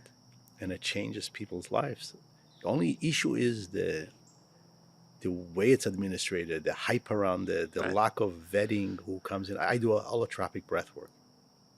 It's only done one on one. It's only done by me. I mean, I did it in groups, or I learned it in groups. I have to know so much about my client and be so deep in a connection with them that I could say, okay, now time to administrate that medicine. And that's just breath. That's just And breath that's work. and again, this is deep. This holotropic breath work is very similar to what happens to you in ayahuasca. But you're still doing it from within yourself. You're not. Of You're not, course, you're not of course. introducing a It's different not, no, no, you substance. don't use any, you use your own breath, a certain way of breathing that, you know, it's, you have to be on top. There's emotions coming up, there's Right. hallucinations. But I will never give that medicine for someone who there is no understanding and awareness and connection on. Now it's time for that pill. Now the Rebbe spoke at that time about meditation. Right. Well, the Rebbe was very clear that they are so clear about who should go for those things, who should get those things, how it should be administrated. There's a woman in Lubavitch, Ruth Devora, Wallen. She took it as a life mission to write down and to say everybody wants to wake up. I'm going to ayahuasca. Now I'm going to go to breath work. Now I'm going to go. Right. That is for me. It doesn't make sense to me. It doesn't work. But It's the same problem. It's people not willing to face the real issue, right? If you're running around looking for quick solutions, and the proof that you're looking for quick solutions is that you move on to the next one, right? listen, people are in pain. So I was going to ask you about that. I mean, because a lot of this 20-year-old therapists or whatever, it's not just Lubavitch, it's not just from world, it's the whole world. You know, there's an explosion of social workers and therapists. I have family members who are going down that path, and so much of it boils down to something that you were alluding to earlier about, you know, people not talking to each other, not having a mashpia. Where do you think, where does this come from that people are so damn lonely? And you know, I mean, I know it from my own life. I know it from myself. I know it from people that I speak to. I know it from feedback that I've gotten from this podcast, where people will tell me I have no one to talk to, and you're talking to me who you never met I before. had someone from the podcast reaching out because you heard my name on one of your on two of my podcasts. On two of your things, and he came in very, very randomly. Right. And he didn't call me because I'm a therapist. He just called me because he just needed someone to connect with, and Right. somehow my name called him. Right. Right. I mean, just there is such acute loneliness, and I don't think that is what therapy is here to solve. I mean, you could tell me if you think I'm wrong, but I mean, therapy can solve many problems, but like the idea of people talking to each other, it cannot be something that we now only pay people to do once a week, right? We need to have. You're talking about a very, very painful piece. I'm going to say something about it, and not too controversial, but just very, very real. Again, this is my personal experience. I could only talk about my personal experience. And it boils down to trust. Mm. When you tell your tati something, and you tell her, please don't tell anybody. And then you find out that mommy knows. Right. Or you told your mashpia something. And then 2 weeks later by a fabrengen, the mashpia will say something at the fabrengen. Right. Looking at you or not looking at you and fabrenging about it. You say to yourself, there is nobody to talk to. Right. I cannot talk to anybody. Right. Everybody will take my information. I remember when I asked my teacher, who was extremely insightful, and she says, are you going to be a therapist after this internship? I said, yeah. She said, are you a person who knows how to be confidential? Mm. I was like, okay. I said, how do you become confidential? Right. And I was like, she asked me, so what do you say? How do you become a confidential person? You're a guy who talks to everybody. You always charming, you're conversing. How are you going to keep your client's information sacred?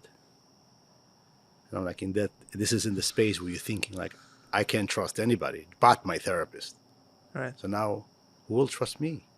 Can people trust me? Give me their guts, their information, their pain, their inner stories, their secrets. And I'm like having a hard time answering it. How do you become confidential? I'm trying to. So there's these stories about Benjamin Klein and this one, that one. Maskirim, we became maskirim. Like trying to say Torah lach mit chachmes with this. And she says, Barry, you know you become confidential when you know that your client's information is not yours. The second you think that that information is yours, you're going to sell it.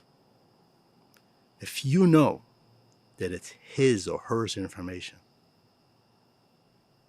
it's theirs, then you know I cannot talk to it about anybody. Their existence in your space is theirs. You said the session is theirs. You're not there to rescue them, to fix it for them. It's theirs. And again, this is a rearrangement of the entire. Of course, they can be confidential. I'm going to steal your information and sell it to someone else. I mean, it became such a clear thing. Like, so you grow up, and we said before about taking you seriously. Like, who do you trust? That who can you say something that you know, my information with this man is held. So now I've talked to Shliach I think I have two people. Okay, good. Celebrate that. I do. Celebrate that. But how many people? Not too many. How many people walk around this world feeling, from childhood experiences, from bakosho experiences, unless I'm paying someone whatever it costs, and then he's sworn to confidentiality because it's in the front door, it's hanging a sign, does it the therapist? Mashpia, there. Right. And when Mendel is saying on the altars of the eyes in the paske, that is such a powerful line, and it's so not the Mendel I always hear about. I thought he was going to say some vart that like wants us to have mashpia, we, you know, like it means that he should be our mashpia, and like it's such an insightful line, and he's noticing that people are pashut, they don't talk to each other, and it's also why Fabrangans, in my opinion, have become so superficial. No, they push it. They make you sad. The amount of people that I know my own experience. The amount of times I go to Fabrangan with my hopes up. This is going to be a Fabrangan where I'm going to hear the mashpia open up, or when I was older in Fabrangan with friends, we're going to open up, and I don't need to talk about my personal demons necessarily. That could be a little bit too much sometimes, unless you're everything has a time and place. But somewhere we're going to get somewhere, and you spend hours, and you kill a night. You kill a night. And before you know it, your friends are drunk, and you're going down the same dark rabbit hole. You're drunk, your friends are drunk, and you're just saying the same, and it's like another wasted opportunity. Another day goes by, another time goes by, and I found out and you're giving up a piece of your liver for it too. There are three things. Again, this is very, very Farkash Family. I'm gonna write the disclaimer in big letters. Okay, because again, I noticed there are three things with people that I'm working with that actually I see movement.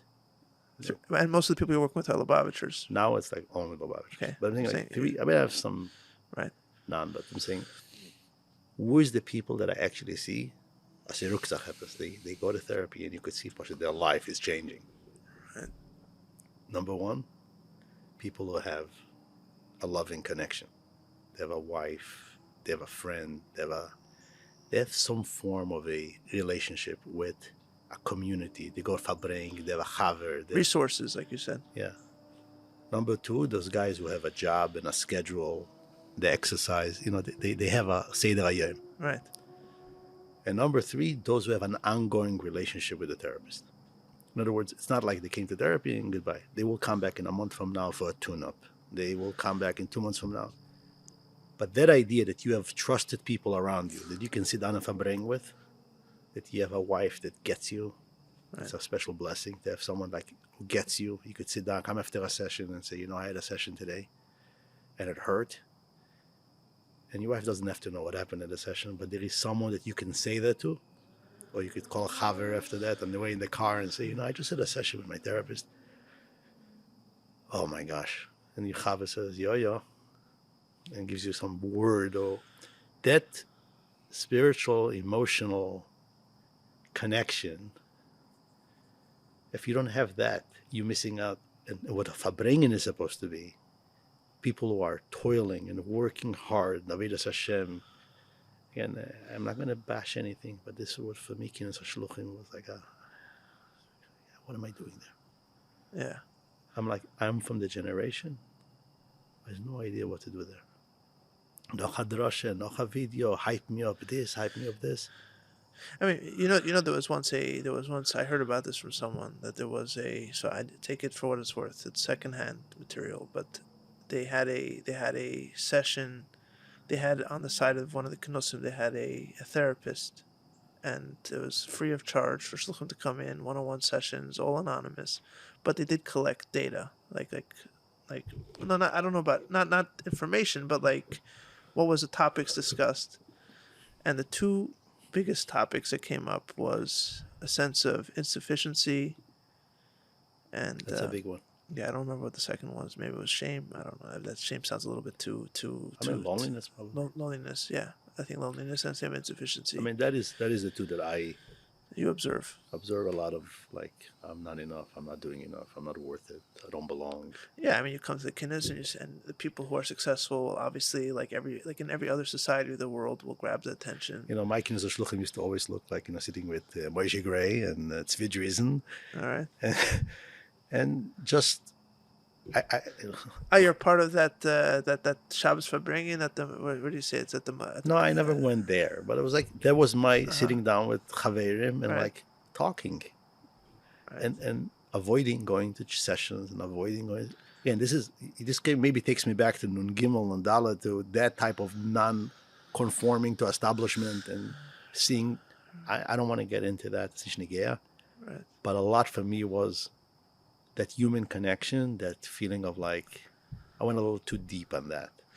Yeah, I mean, so I guess the problem that arises though is that a lot of guys, especially guys, I mean, I could ask you, do you feel like this problem is more acutely a guy's problem than the wife's problem? Not really. Really? Interesting. By the way, 99% of the problems are shared equally. Whatever problem you're going to name out now, when it comes to therapy, is across the board. I mean, but there are stereotypical. There are things that men are more. But it's becoming less and less. Interesting. Because gender euphoria for Seattle language. There you go. There you go. We had to bring that up. I mean, yeah. We're gonna be. Yeah. No, because we struggle with the same thing. No, we're all people at the end of the day. The generation when the Shliach was the Shliach and the shlucha was just home having babies and raising children, it's over. No, but that's not what I meant. What I meant was more. The struggles. It seems like Bachrim come out of yeshiva with a lack of friends, for lack of a better word. Happens to girls. Okay. That's very much. So the question becomes, you're talking. There's this growing awareness, which is wonderful, I think, on many levels. People are realizing that they have to get their act together, and they cannot continue that way. They can't continue that way, and that in a way is the most optimistic, hopeful idea in general. That people, push comes to shove, people at the end of the day, the slogans don't take hold. They don't take hold. They don't take root. They float around in the air, but eventually they die, and you have to find something that's real. But now you're in your 30s, and you're never going back to yeshiva again.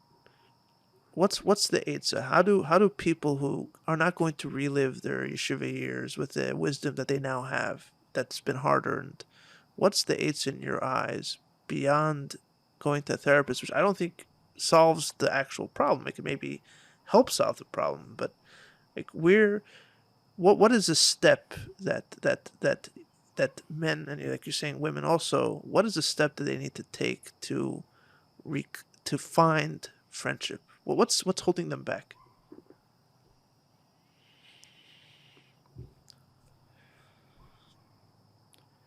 The gutsy part is the reaching out. That's the hardest. But when those who have the guts to do that, to reach out, like to old classmate that you Right. didn't speak for about 20 years, Right. and having like this WhatsApp conversation, not a WhatsApp conversation, but like, what's going on? What are you up to? And there's a lot of trial and error because you're going to have those friends who are going to shut you down and like, I don't know what you want from me. Right. But to have that guts to get over that shame and that barrier and do that, we have no choice. It's we think we were supposed to do this on our own. Right. But do you think you're doing homeschooling? Are we meant to do life on our own? This is the biggest mistake, is that we thought that we couldn't do this, being a shliach, being a tati, being a husband, being a son, being a daughter. You're not meant to do this on your own. Right. You were supposed to do this in a group, in a commune, with the zaydis and the babis living around you. Right. And when I have a hard time and my tati and mommy are checked out, I go to Bubby to talk to her, and Bubby gives me soup, and she says, the teachers will get in the other line, the best kid in the world, and I got my soothing there. Kids growing up today with no Bubby, no Zadie. I mean, there's a Bubby sometimes in the area, but she's in Pilates classes and she's busy. Not the Bubby that we used to have in the olden days. And that becomes the transformation of like, I'm alone. Isolation, yeah. Isolation. Yeah. And to be able to reach out to someone, and this is with the Harav, maybe can break that barrier. If we listen to the bakosho nafshis and say, you know what, I need to talk to someone. And it doesn't have to be someone who's more sophisticated than me. It doesn't have to be someone who's older than me. It just has to be someone that I ask him, give me an hour of your time. I just need to talk. Right.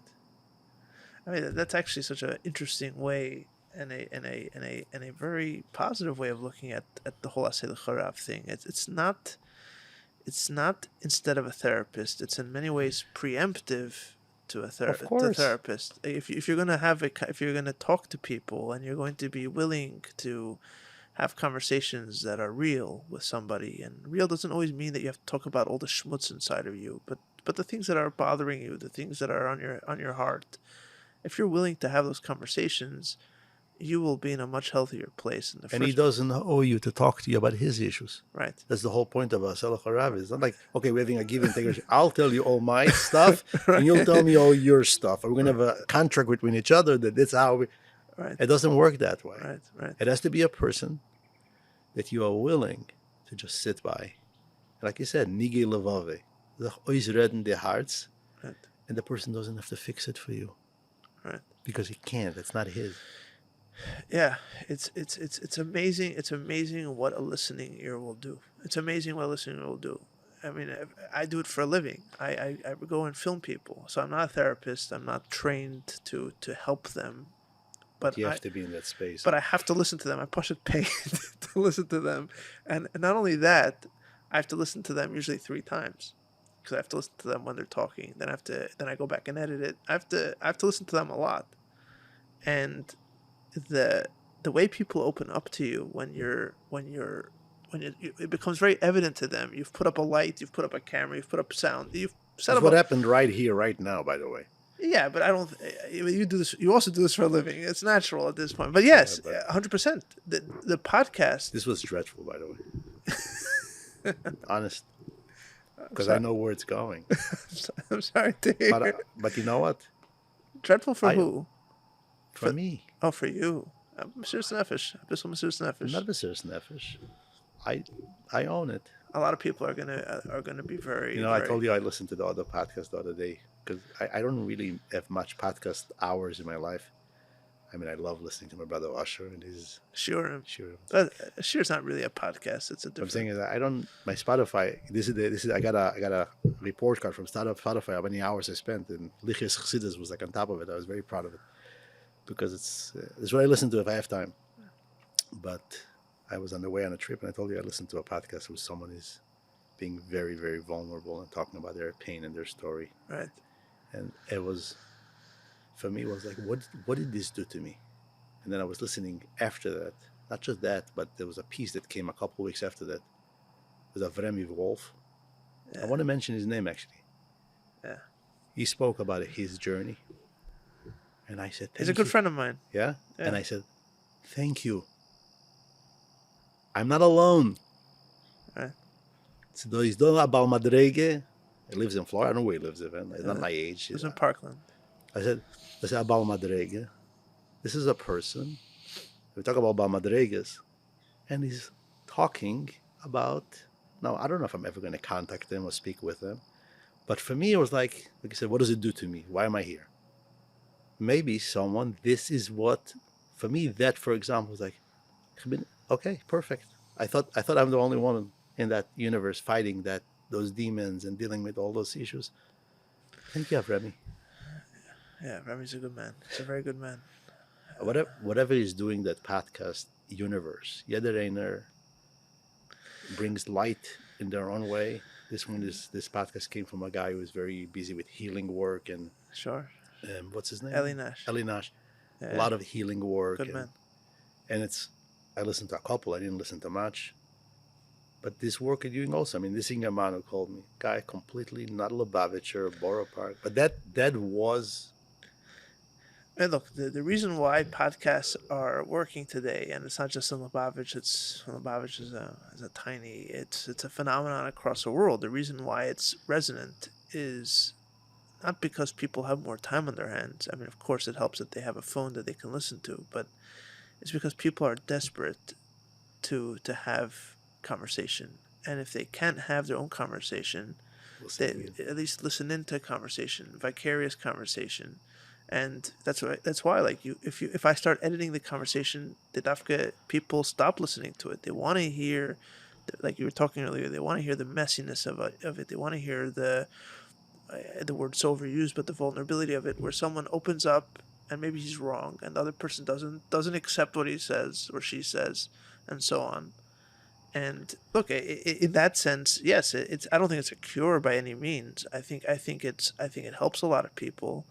It mitigates the isolation, but yeah, I mean, it's.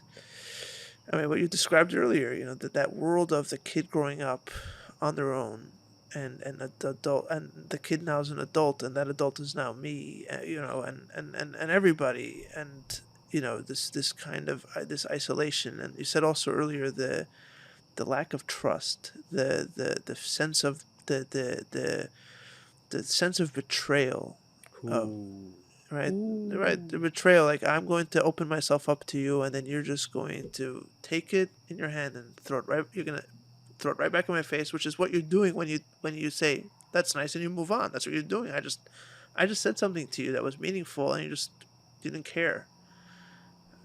That's people. Yeah, it's certainly something that people are more sensitive to today, and like you're discussing, it's possible that it is something new.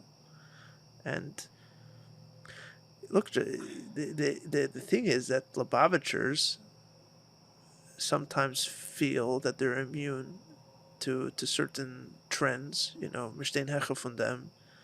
One of the most. It was painful until you get slapped around. Yeah, so I'll tell you, tonight actually is the Bnei Olam barbecue in Carnites, and I do a lot of work with Bnei Olam, which I'm very proud of. Just contributed to that. Wonderful. Shmuley Hecht, was a student of mine in Parksville. I made a video. Bar mitzvah class. Well, you're gonna soon get a video of him. I made a video about him. So he always sends me the link. But we made a video of him this year. Oh yeah. Yeah. Shliach's a good man. Shliach, the redhead. Yeah. Levi's son. Yeah. Shliach's a good guy. So, I obviously not able to be there this year, But last year I was there, and there was this. And I mean, this was. I'm not gonna say a name because whoever wasn't there maybe doesn't know who it is. But there was a guy who a Lubavitch younger man who we made a video about, and he to that point did not have children, and it's been after many years, and it's a rough story. It's a very rough story, and anyway, after the video, he got up and said some remarks, and I was paying attention to him. And I had made the video, I'd interviewed him, I got to know him, but he said this one line that to me, he's like, Lubavitchers, we grow up and we think that these things don't affect us. It's not going to happen to us. We're going to go to, Where was my spiritual crisis in life? So my classmate, friend, my Mifsoim root partner, Bosi Lgani, was Gabi Holzberg. I come back from Kinnus shluchim. That was the highest of the high, one of those kinnusim that will be remembered by everybody who was there. Shnas Hakil, Sachiton. And that universe of like, a Chabad house is the safest place on planet Earth. right. Nothing, and you tell people sitting in your sukkah, and it's Chabad house, nothing is going to happen. Earthquake. Your whole universe is like Shattered. I remember sitting there, it's Friday morning, and I'm like, in the middle of construction, and I'm like, literally, the most existential questions Right. Yeah. facing me. I'm still, I didn't start my shlichus, but I was already like in the early years. And Gabi went to Bombay, and I went to Issaquah, and it was like the same year, we just both married. And we used to use at the time ICQ, when you message in AOL, Yeah, sure. MSN, whatever. Yeah. And like, so we're not safe here. Right. So I thought being a shliach means I'm immune from banechayim, mizoiner revich, never security, safety. Right. In a Chabad house, a shliach, his wife, the existential chaos that I was in, and there was nothing that comforted me. I could, till now, I had to be mischazik with siches and ma'amorim and other stuff. I remember there was that being immune, thinking nothing bad is going to happen to us because we are. Yeah. I was in California as a shliach then, and I remember we had a rally with Rabbi Kunin, I think, and I remember having those similar thoughts that you just described, and I also remember seeing how there was this attempt. I think this was before they found out what actually happened in there, and there was this attempt to proclaim that it couldn't happen because it was there was this. Okay, so here you said the word betrayal before. Yeah. And I'm going to get stoned for this. So I don't care. Well, if someone's listening an hour and 50, they can stone you. Okay. Well, I was sitting for a while. The experience of betrayal, right there. Yeah. I didn't take them seriously, but yeah, some people did. No. We were betrayed. It's not supposed to be that way. What's the biggest betrayal a Lubavitcher experienced? Those who lived through. Gimel Tammuz. Of course. Yeah. The anger. Sometimes you have with people who actually lived through those years, not those who pretended it. People who actually lived through those years. There's real anger. Hayitochen. You promised us. Right. Remember the sticker, Rabbi, Iftiach Rabbi Yikayem. Right. You promised us. Right. We told it the world. Right. And it's against the Eibishter, against the Rebbe. It's like holding that betrayal bond connection of like, vi kumtas. So, okay, it never happened. Okay, it never happened. Right. Or you know what?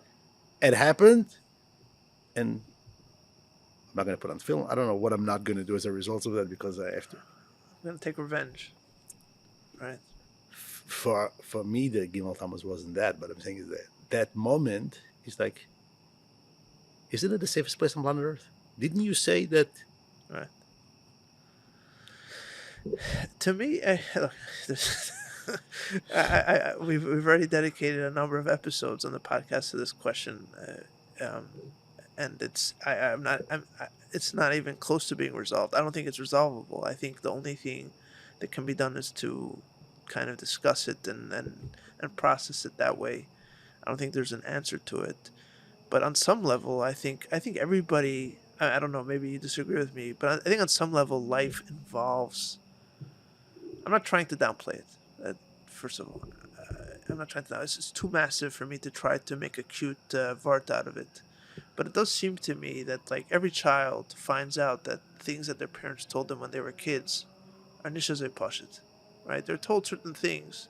The famous example in the Welt in America is your Santa Claus. You find out that Santa Claus isn't real. I mean, so you're gonna hold it against your parents your whole life? A lot of kids have a clap when they find out, right? What would be the Yiddish example? I don't know. That'll get me stoned if I tell you what I think. But I'm Please saying, don't. yeah. Please don't. Yes. Enough happy courses. Exactly. Enough. But,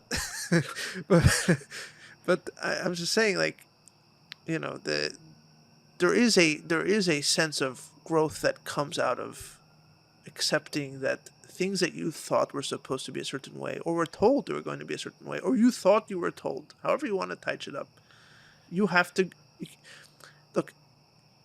You could sit in anger, or you could growing up entails dealing with it and moving on, I think, and not moving on by putting it in the past and just letting it fester inside of you, but figuring out how to live with that conflict, right? They're not getting stuck in it, no, or no. So how old do you need to be in order to be in that multi-colored universe where you could hold two things that are nice hafchim?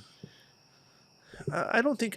Is that given to a 14-year-old boy? Is it given to a 17-year-old boy? No. It's not. So what is? You're talking about the people who were 14 or 17 at the time? No. 14, 17-year-olds today? Who ask those questions? They ask those questions. Today? Yeah.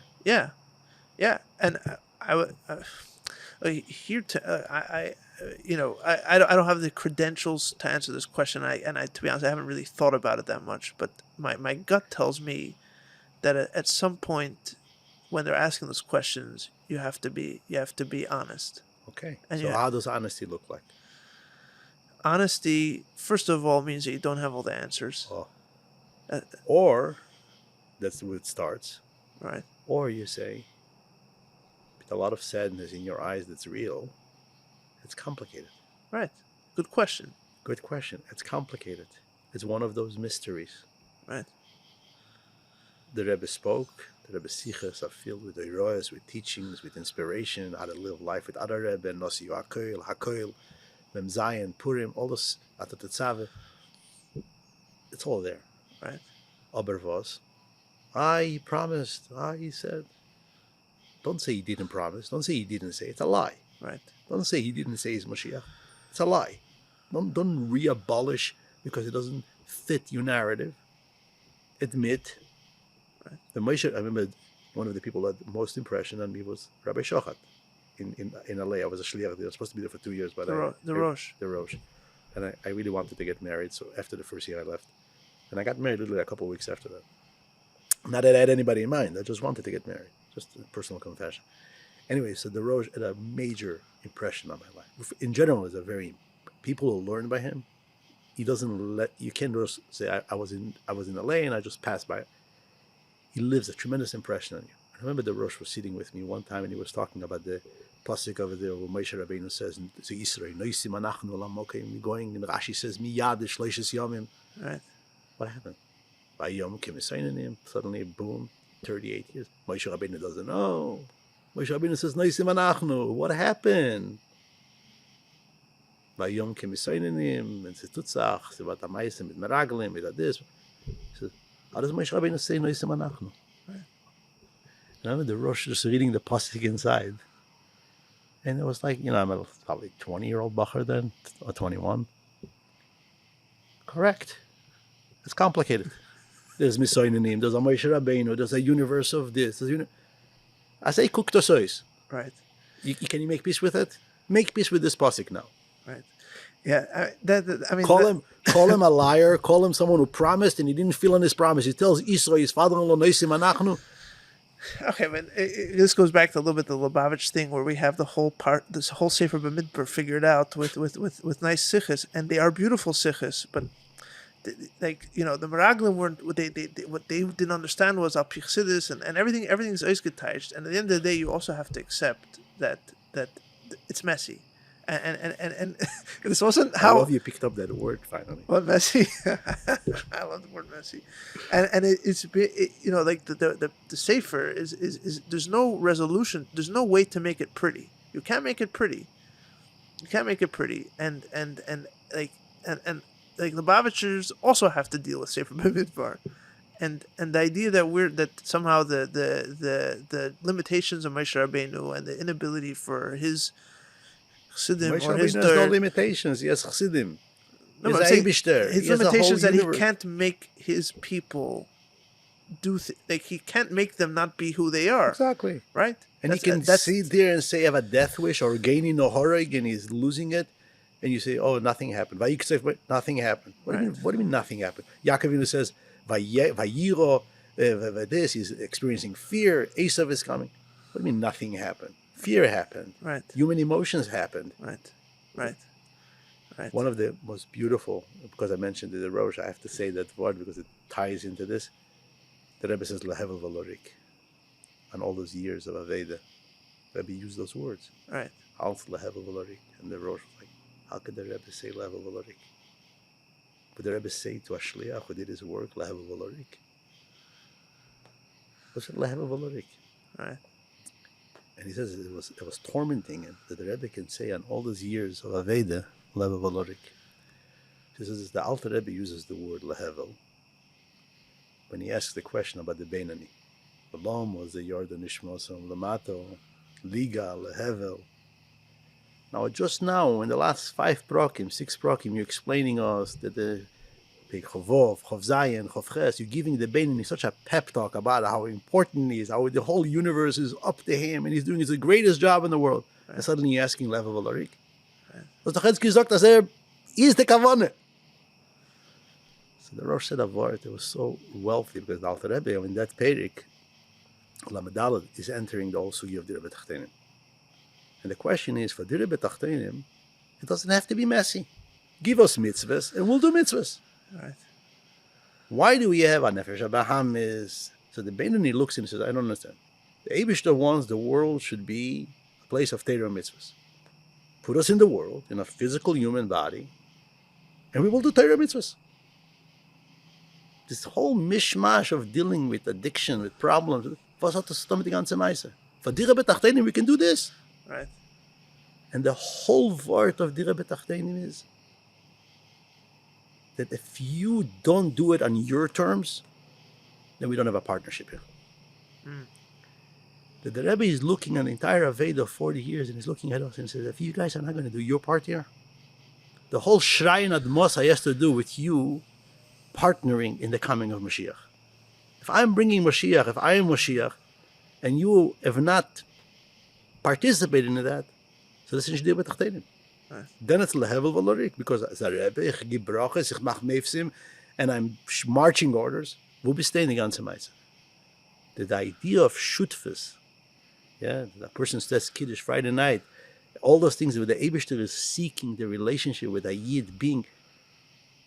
If not for that, it's Lehevel Valorik. If you don't have dealing, you have to deal with your laziness and with your sluggishness and with your sadness and your chaos and your turmoil and the Nefesh HaBaham is the gate of the yarn. If you didn't have to excavate and go through your own choices life, then it's not you. It's the Eibishter gave Torah mitzvahs and you're doing it. Yeah, you're a robot. Yeah.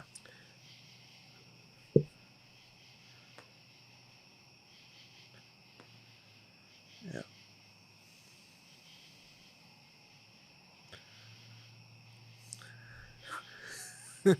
I'm hesitant to end the podcast on the note of Lehevel Valorik. Punkt verkehrt. Because this is the whole. What was the whole conversation here? The whole conversation was about working on our own ego in these things, right. Figuring out what is our part in this piece. If you are not doing your part in this, if you're not dealing with your own inner turmoil, if you're not bringing in your own personal experience to a mitzvah, so the Eibishter that subscribe to you. The whole thing of Leiretz is it's your reality, your universe. That boy who struggles and deals with demons and fights it, and he sits there on that paskas and he's talking about the darkest, and he's doing a sapche chashuchol and in the darkest of the dark that wouldn't even want to talk about those darkness because it's so dark. This is a human being in his human experience, revealing God in his world. He is, obviously, he had help. He had good therapists, and he had good mashpia, and he had good education, and all of it came together to him so he could hold in that space. But if you don't translate it to your own messiness, Right. what's the whole point of this? You have to get real. All right, I hear you. All right, this has been wonderful. And Thank you for giving me the opportunity to be thrown out like this. I don't know, but the people listening to this are mostly friendly. Mostly friendly. I believe so. Then there's the Apicursus watchers. But you know what? And the second I told you I'm doing it, Yeah, I'm committed. it was good. I'm not going to sit with one foot out. It was great. I'm committed, and I showed up. I will have to deal with the consequences. Nah, it's all good, man. Machen Kinder, Shidduchim. Okay, but this fear is gonna get no. I'm kidding. I'm kidding. All right, Issaquah, thank you. The music for this podcast comes from the album Repentance Doors by Oren Sor Nadav Vachar and is used with their permission.